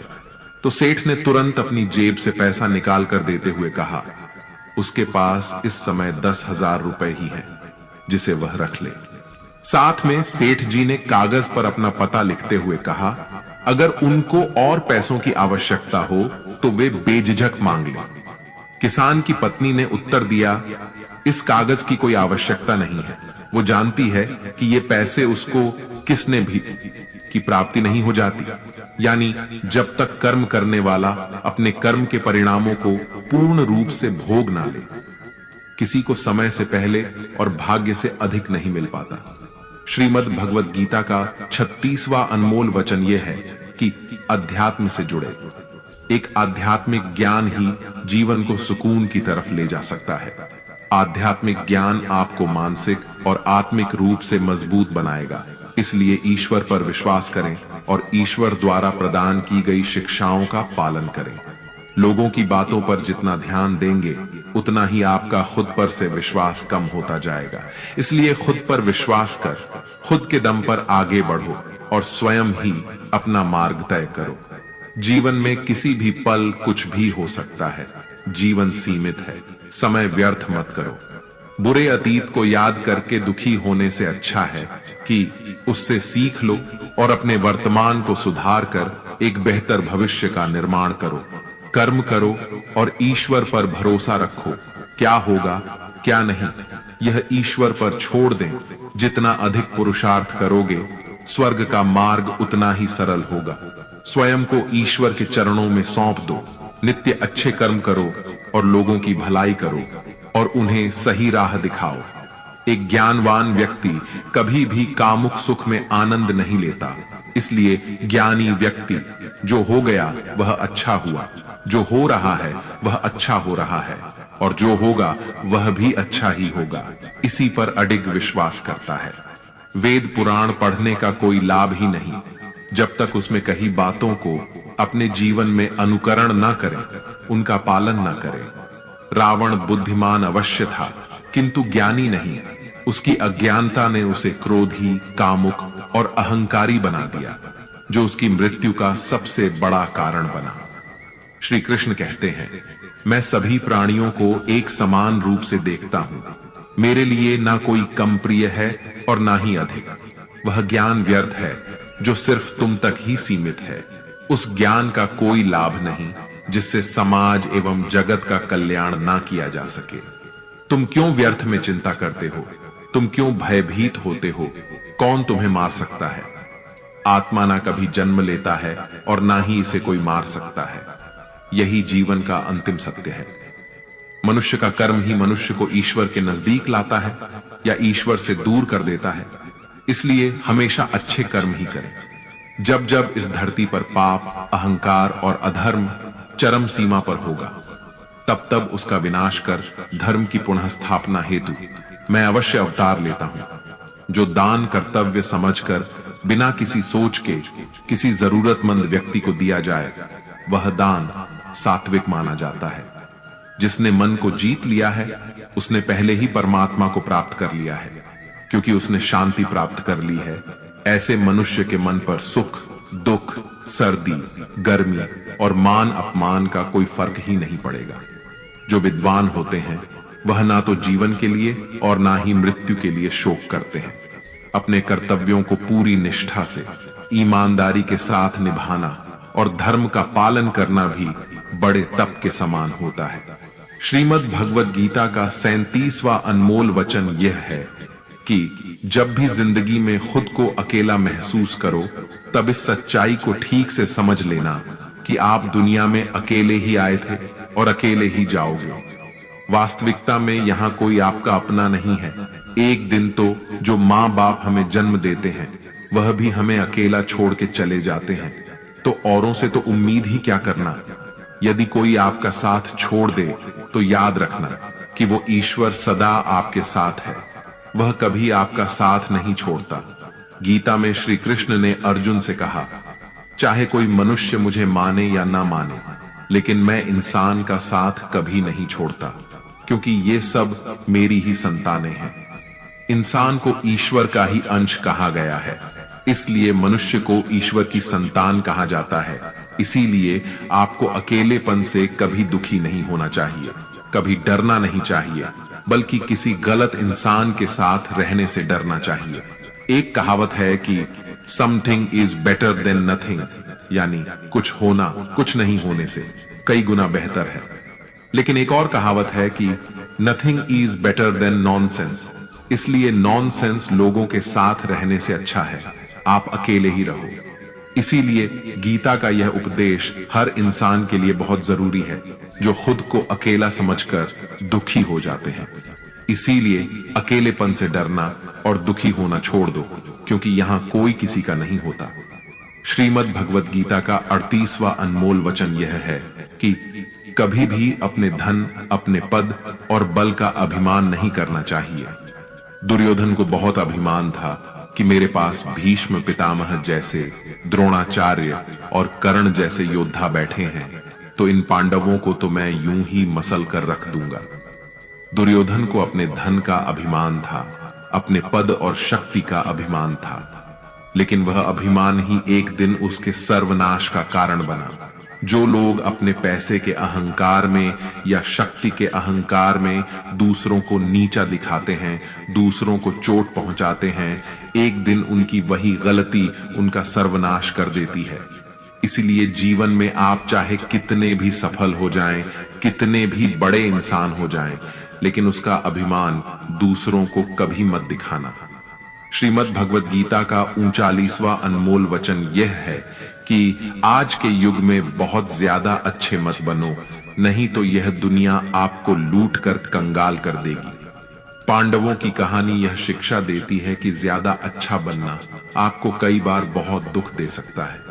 पांडव हमेशा धर्म के मार्ग पर चलते थे, कभी कोई गलत काम नहीं किया, लेकिन उनका सारा राजपाट चला गया। उनकी पत्नी को भरी सभा में नग्न करने की कोशिश की गई। भिक्षा लेकर के उन्हें अपनी जिंदगी गुजारनी पड़ी। कारण क्या था? यह कि वे कुछ ज्यादा ही अच्छे बने हुए थे। यह तो तब की बात है, और आज की दुनिया तो और भी बदल चुकी है। लोग अच्छे इंसान को इज्जत कम देते हैं, बल्कि उसका इस्तेमाल ज्यादा किया जाता है। अगर आप भी लोगों के साथ अच्छा रहते हैं तो आप इस चीज को खुद अनुभव कर पाएंगे। आप जितना लोगों के साथ अच्छा चलते हैं, लोग आपके साथ उतना ही गलत व्यवहार करते हैं, लोग आपका उतना ज्यादा इस्तेमाल करते हैं। आप दूसरों की खुशी के लिए कुछ भी करते जाते हैं और लोग सिर्फ आपका फायदा लेने में लगे रहते हैं। इसीलिए आज के जमाने में खुश रहना है, ना तो बहुत ज्यादा अच्छे मत बनो। इसका मतलब यह नहीं कि आप बुरे इंसान बन जाओ। आप अच्छे और सच्चे कर्म करो और अपनी नजर में अच्छे बनते रहो। दुनिया की नजर में अच्छे बनने की कोशिश कभी मत करना। श्रीमद् भगवद गीता का 40वां उपदेश यह है कि आंखों से सच दिखने वाली बात पर भी एकदम से जल्दी भरोसा नहीं करना चाहिए। ऐसी बहुत सी कहानियां आपने सुनी होंगी कि कई बार आंखों से दिखने वाली बात भी सच नहीं होती है। इसीलिए भरोसा करने में कभी भी जल्दबाजी मत करना। श्रीमद् भगवद गीता का 41वां अनमोल वचन यह है कि जीवन में जब भी कोई मुश्किल आए तो हिम्मत मत हारो, बस थोड़ा धीरज रखो। जो लोग मुश्किल वक्त में खुद को थोड़ा संभाल कर धीरज रखते हैं, वो हर मुश्किल को आसानी से पार कर जाते हैं। एक राजा अपने गुरुजी के पास गया और उसने गुरुजी से जाकर बोला कि ऐसे तो राज्य में हर प्रकार की खुशहाली है, पर वक्त का कोई भरोसा नहीं है। अगर कभी जिंदगी में कोई मुश्किल वक्त आए, कोई बुरा वक्त आए, तो उस वक्त के लिए मुझे कोई मंत्र दीजिए, कोई शिक्षा दीजिए, कोई उपदेश दीजिए कि उस बुरे वक्त से कैसे बाहर निकलना है। तो गुरुजी ने उसे एक ताबीज बांध कर दे दिया और राजा से कहा कि इस ताबीज में मैंने एक मंत्र लिख कर रखा है। जब तुम्हारी जिंदगी में बहुत बुरा वक्त आए और तुम्हें लगे कि इससे बुरा तो अब कुछ हो ही नहीं सकता, उस समय पर यह ताबीज खोलकर तुम इस मंत्र को पढ़ लेना। तुम्हारे अंदर बहुत शक्ति आ जाएगी। और एक दिन ऐसा हुआ भी कि उस राजा के राज्य पे किसी दूसरे राजा ने आक्रमण कर दिया और इस राजा की ऐसी स्थिति हुई कि उसे अपना राज्य छोड़कर अपने कुछ लोगों के साथ भागना पड़ा। उस समय पर राजा बहुत दुखी था और विचार करने लगा कि गुरुजी ने मुझे ताबीज दिया था और कहा था कि जब जिंदगी में बहुत बुरा वक्त आए तब उसे खोलकर पढ़ना, और इसके अंदर जो मंत्र लिखा हुआ है वह मेरे अंदर शक्ति भर देगा। राजा ने विचार किया कि इससे बुरा वक्त और क्या हो सकता है। उसने गुरुजी का दिया हुआ वह ताबीज खोला और उसके अंदर लिखा हुआ था कि यह वक्त भी गुजर ही जाएगा। इस वचन को पढ़कर राजा के मन में एक शक्ति आई और विश्वास जागा कि यह जो बुरा वक्त है यह भी टिकने वाला नहीं है, यह भी निकल ही जाएगा। इसलिए मुझे हिम्मत नहीं हारनी है। और उस राजा ने वापस अपने सैनिकों को जमा करके अपनी सेना को खड़ा किया और उस राजा पर हमला करके अपना राज्य वापस प्राप्त किया। तो जिंदगी में स्थिति चाहे कितनी भी बुरी क्यों ना हो, वह हमेशा के लिए नहीं रहने वाली, वह भी एक दिन गुजर जाएगी। वक्त चाहे कैसा भी हो, एक दिन जरूर बदल जाएगा। हमारी जिंदगी में न जाने कितनी बार दुख आए, कितनी बार मुश्किल वक्त आया, लेकिन हम हर बार निकल जाते हैं। ऐसे ही आपकी जिंदगी में जब कोई मुश्किल वक्त आए, बुरा वक्त आए, तो मन में यह विश्वास रखना कि यह वक्त भी एक दिन गुजर ही जाएगा। इसलिए अपनी हिम्मत मत हारो। अगर आपके अंदर धीरज है तो आप बुरे से बुरे वक्त को भी जरूर पार कर जाओगे। श्रीमद् भगवद गीता का 42वां वचन यह है कि कुछ भी बोलने से पहले अपने शब्दों की मर्यादा को परख लेना चाहिए। मित्रों, महाभारत का युद्ध ही नहीं होता यदि कुछ लोग अपने वचनों पर संयम रख लेते, अपनी वाणी पर संयम रख लेते। जैसे द्रौपदी यदि दुर्योधन को अंधे का पुत्र भी अंधा नहीं कहती तो महाभारत नहीं होती। शिशुपाल और शकुनी हमेशा चुभने वाली बातें ही करते थे, लेकिन टीटी भी बोलने से पहले 1000 बार सोच लेना चाहिए, क्योंकि शस्त्र तो केवल शरीर को घायल करता है, लेकिन शब्द मन और आत्मा को ही घायल कर देते हैं। श्रीमद् भगवद गीता का 43वां अनमोल वचन यह है कि इंसान ही आजकल इंसान का दुश्मन हो गया है। चाहे आप बिजनेस में देख लो, चाहे आप रिश्तों में देख लो, किसी भी फील्ड में आप देख लो, इंसान ही इंसान को नुकसान पहुंचा रहा है। इतनी प्रतिस्पर्धा बढ़ गई है, कितनी चोरियां बढ़ रही हैं, कितना क्राइम बढ़ गया है। शास्त्रों में जो कलयुग के लक्षण लिखे गए हैं ना, कि एक दिन इंसान ही इंसान को खाएगा, वह समय तो आ ही गया है। इंसान ही तो इंसान को खा रहा है, एक दूसरे का बिजनेस खा रहा है, एक दूसरे की नौकरियां खा रहा है, एक दूसरे की जिंदगी की खुशियां खा रहा है। इंसान जो दुखी है उसे और दुखी करो, जो खुश है उसे परेशान करो। यही तो हो गया है आजकल। कहने को तो सब इंसान है, लेकिन इंसानियत कहीं दिखती ही नहीं। एक सेठ के घर के बाहर से एक भिखारी निकल रहा था। उसने उस सेठ से कहा कि मुझे एक गिलास पानी पिला दीजिए, बहुत प्यास लगी है, बहुत दूर से पैदल चलकर आया हूं, मेरे प्राण निकल रहे हैं। तो सेठ बोला कि अभी आदमी नहीं है, आदमी आ जाए तो आपको पानी दे दिया जाएगा। थोड़ी देर बाद उस भिखारी ने सेठ से कहा, आप कृपया करके मुझे एक गिलास पानी पिला दीजिए, मैं चला जाऊंगा, मेरे प्राण निकल रहे हैं और आसपास में किसी का घर भी नहीं दिख रहा। तो उस सेठ ने कहा, मैंने कहा ना कि आदमी आने वाला है, वह आ जाए तो आपको पानी मिल जाएगा। फिर वह भिखारी उस सेठ से कहने लगा कि तुम खुद ही आदमी क्यों नहीं बन जाते, थोड़ी देर के लिए तुम ही आदमी बन जाओ। आजकल यही हो गया है, यहां कोई आदमी बनने को तैयार ही नहीं है, बस लोग एक दूसरे को नोचने में लगे हैं, एक दूसरे का फायदा उठाने में लगे हैं। इसीलिए ही कलयुग को मतलबी युग कहा जाता है, कि लोग सिर्फ और सिर्फ एक दूसरे से अपने मतलब से ही जुड़े हुए हैं। श्रीमद् भगवत गीता का 44वां अनमोल वचन यह है कि जो इंसान आपको बार बार चोट पहुंचाए उसे कभी माफ नहीं करना चाहिए। युधिष्ठिर ने दुर्योधन को बार बार माफ किया और उसका परिणाम यह हुआ कि उन्हें अपनी जिंदगी में बहुत बड़े दुखों का सामना करना पड़ा। कोई इंसान अगर एक बार गलती करे तो माफ करना फिर भी ठीक है, लेकिन कोई अगर बार बार गलती करे तो उसे माफ करना आपको बहुत ज्यादा नुकसान पहुंचाएगा, क्योंकि वो गलती नहीं हो रही है, वो उसकी आदत है, वो ऐसा ही है। वह हमेशा आपके साथ ऐसा करेगा, तो बहुत ज्यादा दयालु मत बनो। किसी को माफ करने में और बेवकूफ बनने में बहुत बड़ा अंतर होता है। किसी को अगर एक बार आप माफ भी कर रहे हो तो उस इंसान से आप जरूर सावधान रहना। कहते हैं, आजमाए हुए को फिर आजमाना मिट्टी मुंह में डालने के बराबर होता है। जिससे धोखा खाया है, जिससे आपको तकलीफ मिली है, उस पर भरोसा गलती से भी मत करना। तो माफ उतना ही करो जितने में आप बेवकूफ ना लगे। श्रीमद् भगवत गीता का 45वां अनमोल वचन यह है कि जन्म और मृत्यु की चिंता किए बगैर अपना कर्म करो। श्री कृष्ण अर्जुन से कहते हैं कि हे अर्जुन, मृत्यु जीवन का अटल सत्य है, जिसे टाला नहीं जा सकता और ना ही झूठा साबित नहीं किया जा सकता है। यह शरीर तो किराए के घर की तरह होता है, जहां हम कुछ समय के मेहमान हैं। शरीर नश्वर है, किंतु आत्मा अमर है। जो होना है उसे कोई टाल नहीं सकता, और जो होना ही नहीं है उसके बारे में शोक व चिंता करना स्वयं की परेशानियां बढ़ाने के ही समान है। जो भी जन्म लेता है उसकी मृत्यु निश्चित है, और मरने वाले का पुनः जन्म निश्चित है। इसलिए जो अटल है उसके विषय में तुमको शोक नहीं करना चाहिए।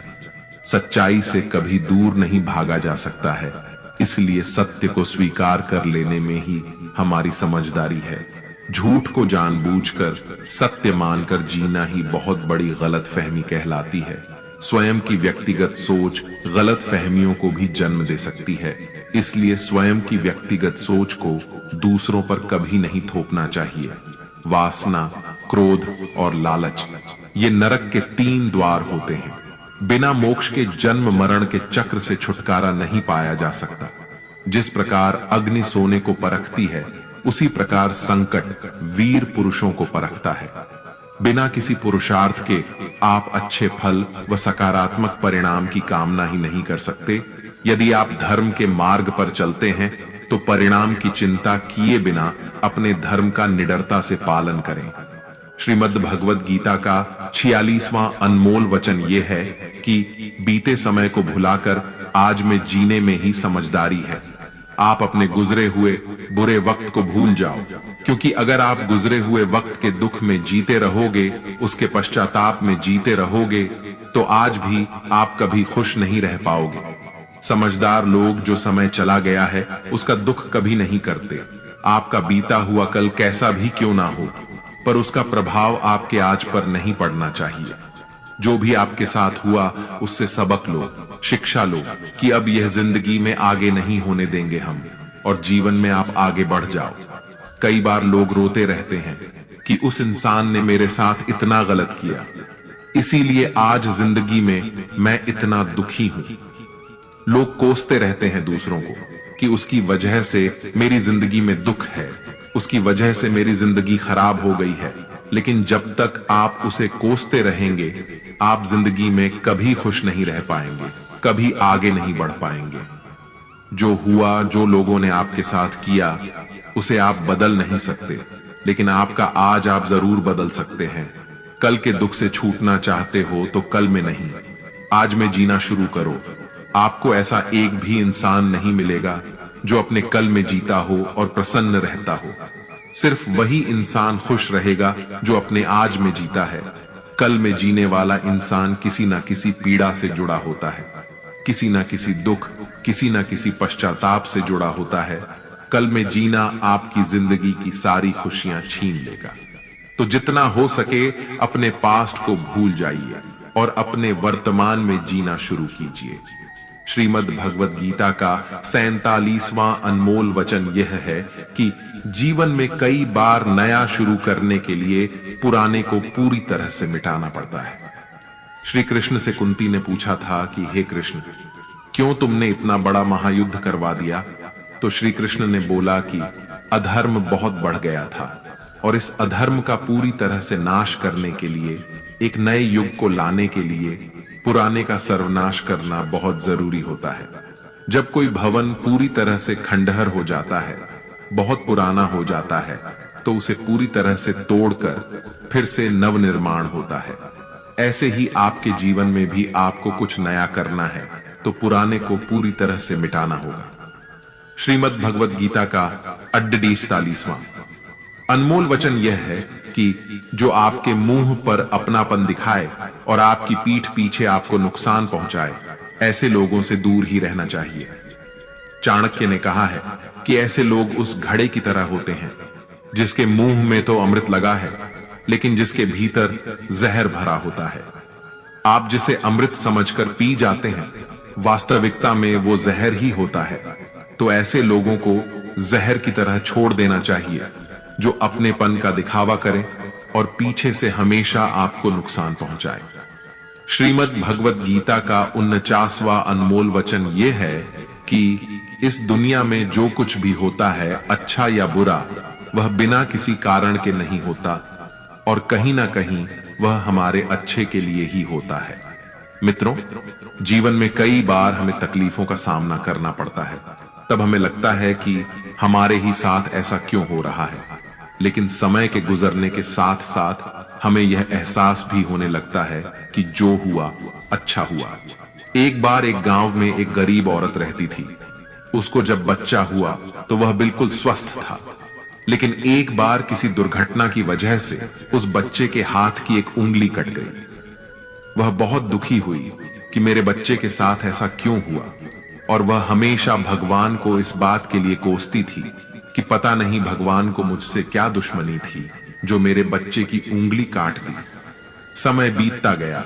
उस गांव में एक दिन साधु के वेश में एक मायावी राक्षस आया। वह राक्षस अपनी शक्ति बढ़ाने के लिए बच्चों की बलि चढ़ाना चाहता था। वह इस बच्चे को भी बलि के लिए उठा कर ले गया, लेकिन जैसे ही वह उसकी बलि चढ़ाने लगा तो उसे अपने गुरु की शर्त याद आ गई कि तुम जिस भी बच्चे की बलि चढ़ाओगे उसके शरीर के सभी अंग सही सलामत होने चाहिए। लेकिन उस बच्चे की उंगली कटी हुई थी, जिसके कारण मजबूर होकर राक्षस को उस बच्चे को जिंदा छोड़ना पड़ा। और उस दिन उसकी मां को यह एहसास हुआ कि अगर मेरे बच्चे की अंगुली नहीं कटती तो आज वह जीवित नहीं रहता। उसने ईश्वर का बहुत धन्यवाद कहा। श्रीमद् भगवद गीता का 50वां अनमोल वचन यह है कि किसी का भला करके कभी एहसान ना जताएं, अन्यथा वह कर्म शून्य के समान हो जाता है और उससे मिलने वाला यश बेकार हो जाता है। यह सोच करके कभी अभिमान नहीं करना चाहिए कि हमने तो कितने लोगों या जीवों की मदद की है, क्योंकि करने वाले तो स्वयं ईश्वर होते हैं। आप तो मात्र एक माध्यम हैं, कठपुतली हैं। ज्ञान सदैव बुद्धि को उत्तम व श्रेष्ठ बनाता है, इसलिए ज्ञान अर्जित करते रहे और बांटते रहे ताकि दूसरों का भी जीवन संवर जाए। जो व्यक्ति फल की आशा हेतु कर्म करता है वह कर्म से ही बंध कर रह जाता है। मेरा तेरा छोटा बड़ा अपना पराया मन से मिटा दो, फिर सब तुम्हारा है और तुम सबके हो। फल की अभिलाषा छोड़कर निरंतर कर्म करने वाला मनुष्य ही अपने जीवन को सुखद और संतुष्टिदायक बना पाता है। शांति उसी को प्राप्त होती है जो मैं और मेरा तथा मैंने किया या मैंने बनाया ऐसी लालसा से बाहर आ जाता है। श्रीमद् भगवद गीता का 51वां अनमोल वचन यह है कि जीवन में संतोष रखने वाला ही हमेशा सुखी रहता है। मनुष्य को जो कुछ नहीं मिलता उसका दुख या शोक करने की बजाय ईश्वर ने जो कुछ भी दिया है उसका आनंद लेना चाहिए। दोस्तों, एक बार की बात है, एक आदमी सागर के किनारे घूम रहा था। तभी एकदम उसकी नजर चांदी के एक डंडे पर गई जो बहते बहते किनारे पर आ गया था। वह खुश हुआ और झटपट उस डंडे को उठा लिया। अब वह डंडा लेकर टहलने लगा। अब धूप ज्यादा हो गई तो उसका मन सागर में नहाने का हुआ। उसने सोचा, अगर डंडे को किनारे रखकर नहाऊंगा तो कोई ले जाएगा। इसीलिए वह डंडा हाथ में ही लेकर नहाने लगा। तभी एक ऊंची लहर आई और तेजी से डंडे को बहाकर ले गई। वह अफसोस करने लगा और दुखी होकर तट पर आ बैठा और रोने लगा। उधर से एक संत आ रहे थे। उस आदमी को उदास और रोता हुआ देखकर संत ने पूछा, तुम इतने दुखी क्यों हो? उसने बताया, स्वामी जी, नहाते हुए मेरा चांदी का डंडा सागर में बह गया। संत ने हैरानी जताई और कहा, तुम डंडा लेकर नहा रहे थे? वह बोला, क्या करता, किनारे रखकर नहाता तो कोई ले जा सकता था, लेकिन चांदी का डंडा लेकर नहाने क्यों आए थे? स्वामी जी ने पूछा। तब आदमी ने कहा, लेकर नहीं आया था, वह तो यही मिला था। उस आदमी की बात सुनकर स्वामी जी जोर से हंसने लगे और बोले, जब वह तुम्हारा था ही नहीं तो फिर दुख या उदासी कैसी? कभी कभी कुछ खुशियां अनायास ही मिल जाती हैं और कभी कुछ श्रम करने और कष्ट उठाने से मिलती है। जो खुशियां अनायास मिलती हैं, परमात्मा की ओर से मिलती हैं, उन्हें सराहने का हमारे पास समय नहीं होता। इंसान व्यस्त है तमाम ऐसे सुखों की गिनती करने में जो उसके पास नहीं है। आलीशान बंगला, शानदार कार, स्टेटस, पावर वगैरह वगैरह, और भूल जाता है कि एक दिन सब कुछ यूं ही भूलकर उसे अगले सफर में निकल जाना है। तो दोस्तों, भगवान श्री कृष्ण ने तभी कहा है कि तुम्हारा क्या गया जो तुम रोते हो? तुम क्या लाए थे जो तुमने खो दिया? तुमने क्या पैदा किया था जो नष्ट हो गया? ना तुम कुछ लेकर आए थे और ना ही कुछ लेकर जाओगे। जो लिया यहीं से लिया, जो दिया यहीं पर दिया। खाली हाथ आए थे, खाली हाथ ही जाओगे। जो आज तुम्हारा है कल किसी और का था, परसों किसी और का होगा।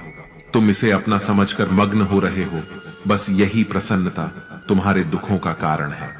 श्रीमद् भगवद गीता का 52वां अनमोल वचन यह है कि क्रोध मनुष्य का सर्वनाश कर देता है। क्रोधी इंसान का कोई मित्र ही नहीं होता। हर इंसान उससे दूर भागता है, उसके सारे रिश्ते समाप्त हो जाते हैं। जो इंसान अपने क्रोध को नहीं संभाल सकता वह जिंदगी में कुछ भी नहीं संभाल सकता। क्रोध करना व्यर्थ है। यदि क्रोध में आकर आप प्रतिक्रिया दे रहे हैं तो इसका अर्थ यह है कि आपको ईश्वर के बनाए कानून यानी कि कर्म पर भरोसा ही नहीं है। इसीलिए भगवान कृष्ण कहते हैं, क्रोध से मनुष्य की मति मारी जाती है, यानी मूढ़ हो जाती है, जिसके परिणाम स्वरूप स्मृति भ्रमित हो जाती है। स्मृति भ्रम से मनुष्य की बुद्धि नष्ट हो जाती है और बुद्धि नष्ट होने जाने पर व्यक्ति खुद अपना ही नाश कर बैठता है। श्रीमद् भगवद गीता का 53वां अनमोल वचन ये है कि व्यक्ति को सुख और दुख दोनों परिस्थितियों को समान भाव से जीना चाहिए। जिस तरह हम खुशियों का स्वागत करते हैं, उसी तरह दुख को भी स्वीकार करना चाहिए, क्योंकि जीवन की पूर्णता सुख और दुख दोनों से होती है। दोस्तों, जब महाभारत का युद्ध खत्म हो गया था, तब युधिष्ठिर ने हस्तिनापुर की राजगद्दी संभाल ली थी। सब कुछ सामान्य हो रहा था। एक दिन वह समय आ गया था जो कोई पांडव नहीं चाहते थे। भगवान श्री कृष्ण द्वारिका लौट रहे थे। सारे पांडव दुखी थे। श्री कृष्ण उन्हें अपने शरीर का हिस्सा ही लगते थे, जिसके अलग होने के भाव से ही वे कांप जाते थे। लेकिन श्री कृष्ण को तो जाना ही था। कोई भी श्री कृष्ण को जाने नहीं देना चाहता था। भगवान भी एक एक कर अपने सभी स्नेही जनों से मिल रहे थे। सबसे मिलकर उन्हें कुछ ना कुछ उपहार देकर श्री कृष्ण ने विदा ली। अंत में वे पांडवों की माता और अपनी बुआ कुंती से मिले। श्री कृष्ण ने कुंती से कहा, बुआ, आपने आज तक अपने लिए मुझसे कुछ नहीं मांगा, आज कुछ मांग लीजिए, मैं आपको कुछ देना चाहता हूं। कुंती की आंखों में आंसू आ गए। उन्होंने रोते हुए कहा कि हे श्री कृष्ण, अगर कुछ देना ही चाहते हो तो मुझे दुख दे दो, मैं बहुत सारा दुख चाहती हूं। श्री कृष्ण आश्चर्यचकित हो गए। श्री कृष्ण ने पूछा कि ऐसा क्यों? बुआ, तुम्हें दुखी क्यों चाहिए? कुंती ने जवाब दिया कि जब जीवन में दुख रहता है तो तुम्हारा स्मरण भी रहता है। हर वक्त तुम याद आते हो। सुख में तो यदा कदा ही तुम्हारी याद आती है। तुम याद आओगे तो मैं तुम्हारी पूजा और प्रार्थना भी कर सकूंगी। तभी दोस्तों, भगवान श्री कृष्ण कहते हैं कि जो न कभी हर्षित होता है, न द्वेष करता है, न शोक मनाता है, न कामना करता है, तथा जो शुभ और अशुभ कर्मों का त्यागी है, ऐसा भक्ति युक्त पुरुष ही मुझे अति प्रिय है। श्रीमद् भगवद गीता का 54वां अनमोल वचन यह है कि बहुत ज्यादा मीठा बोलने वालों से और ज्यादा तारीफ करने वालों से सावधान रहना चाहिए, क्योंकि लोग मीठा सिर्फ तभी बोलते हैं जब उनको आपसे अपना मतलब निकालना होता है। आपकी तारीफ भी सिर्फ तभी की जाती है जब उन्हें आपसे अपना काम निकालना होता है। याद रखना कि तारीफ आपको जिंदगी में कभी भी मुफ्त में नहीं मिलने वाली। अगर कोई आपकी तारीफ कर रहा है तो कुछ ना कुछ उसके लिए आपको चुकाना ही पड़ेगा। इसीलिए जो बहुत ज्यादा मीठा बोलते हैं या जो आपकी तारीफ करते हैं, उनसे जरा सावधान रहना चाहिए। श्रीमद् भगवद गीता का 55वां अनमोल वचन यह है कि अपने मन को शांत रखना सीखो, क्योंकि अशांत मन जीवन में सिवाय दुख के आपको और कुछ नहीं देने वाला, और एक शांत मन आपको जीवन में प्रेम और आनंद ही देगा। दुख और सुख सिर्फ शांत और अशांत मन के परिणाम है। अशांत मन दुख को ही जन्म देता है और शांत मन परम आनंद को जन्म देता है।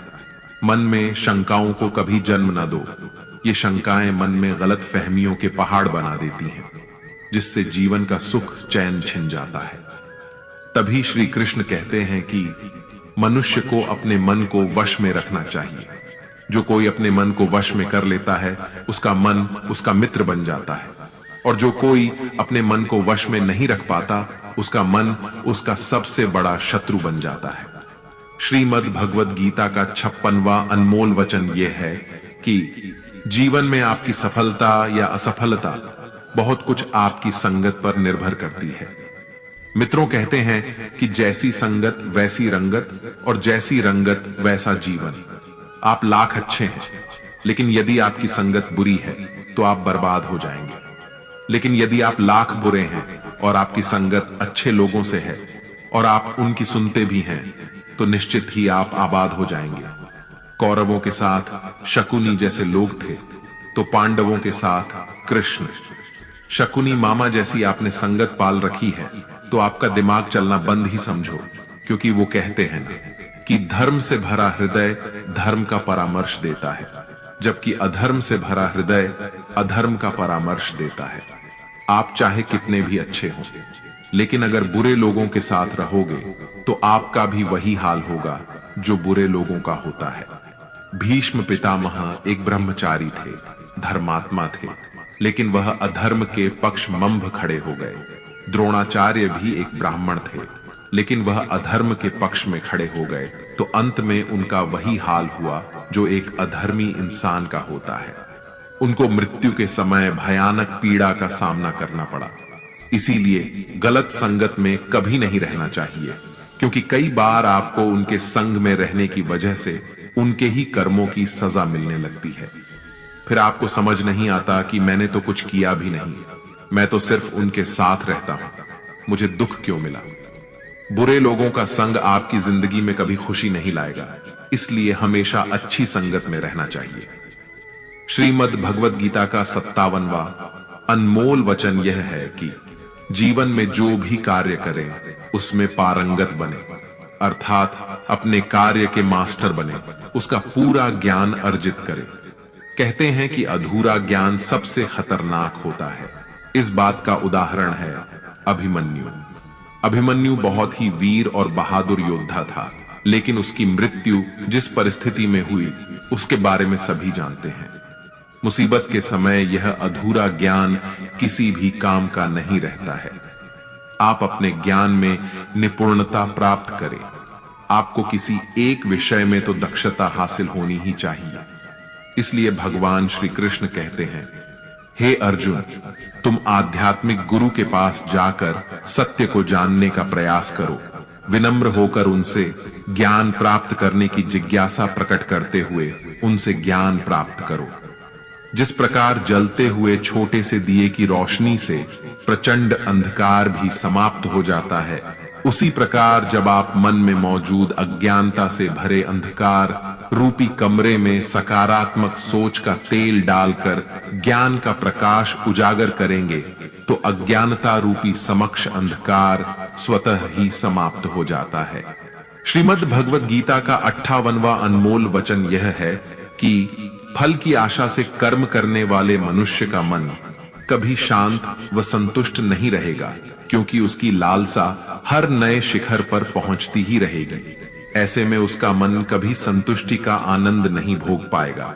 जब व्यक्ति फल की अभिलाषा हेतु कर्म करता है और फिर जब उसे उम्मीदों के अनुसार फल की प्राप्ति नहीं हो पाती है, तो वह निराश और दुखी हो जाता है।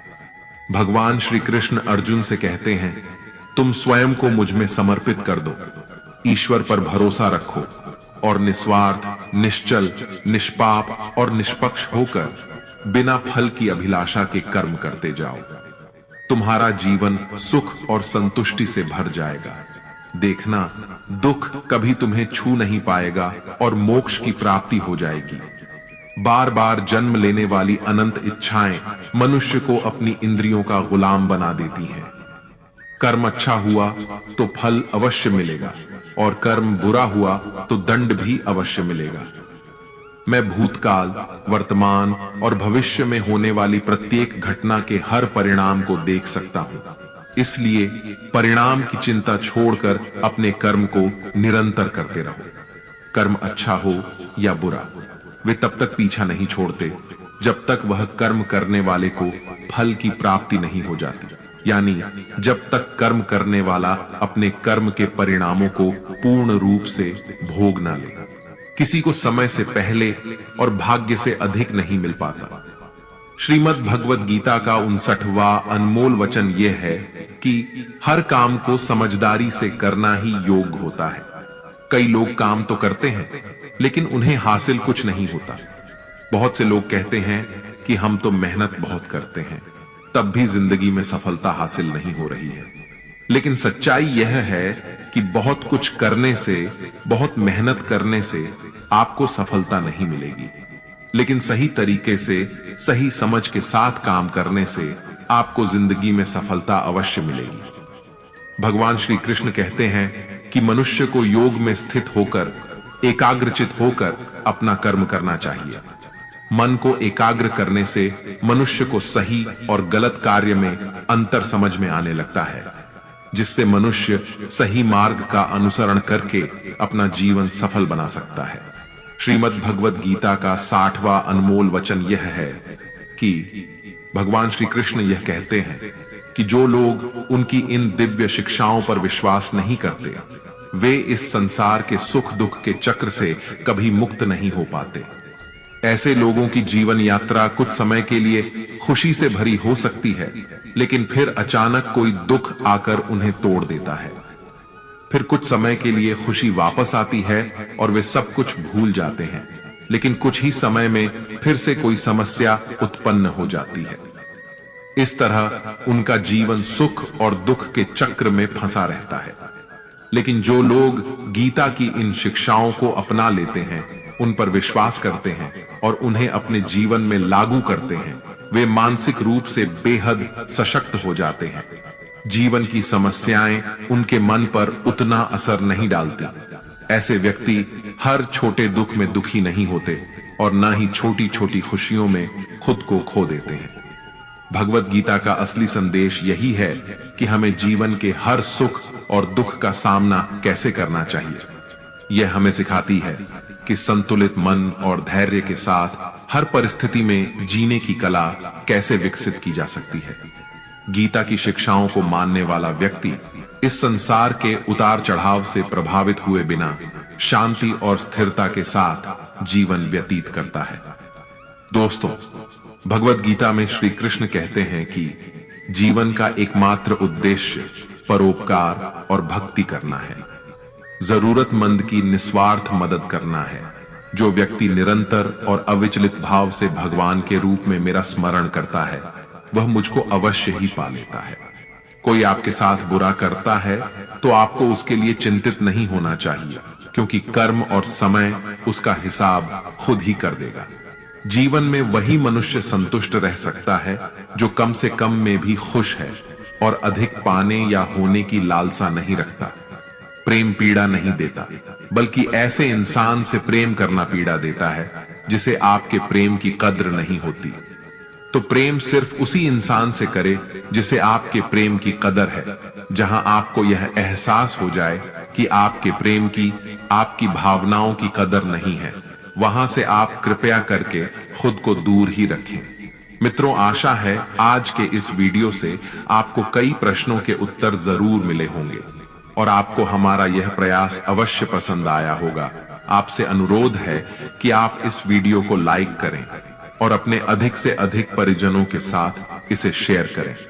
अगर आप हमारे चैनल पर नए हैं तो चैनल को सब्सक्राइब करके घंटी को ऑल पर सेट कर लें और कमेंट बॉक्स में जय श्री राधे कृष्ण लिखकर परमात्मा को अपना आभार और प्रेम व्यक्त करना ना भूलें।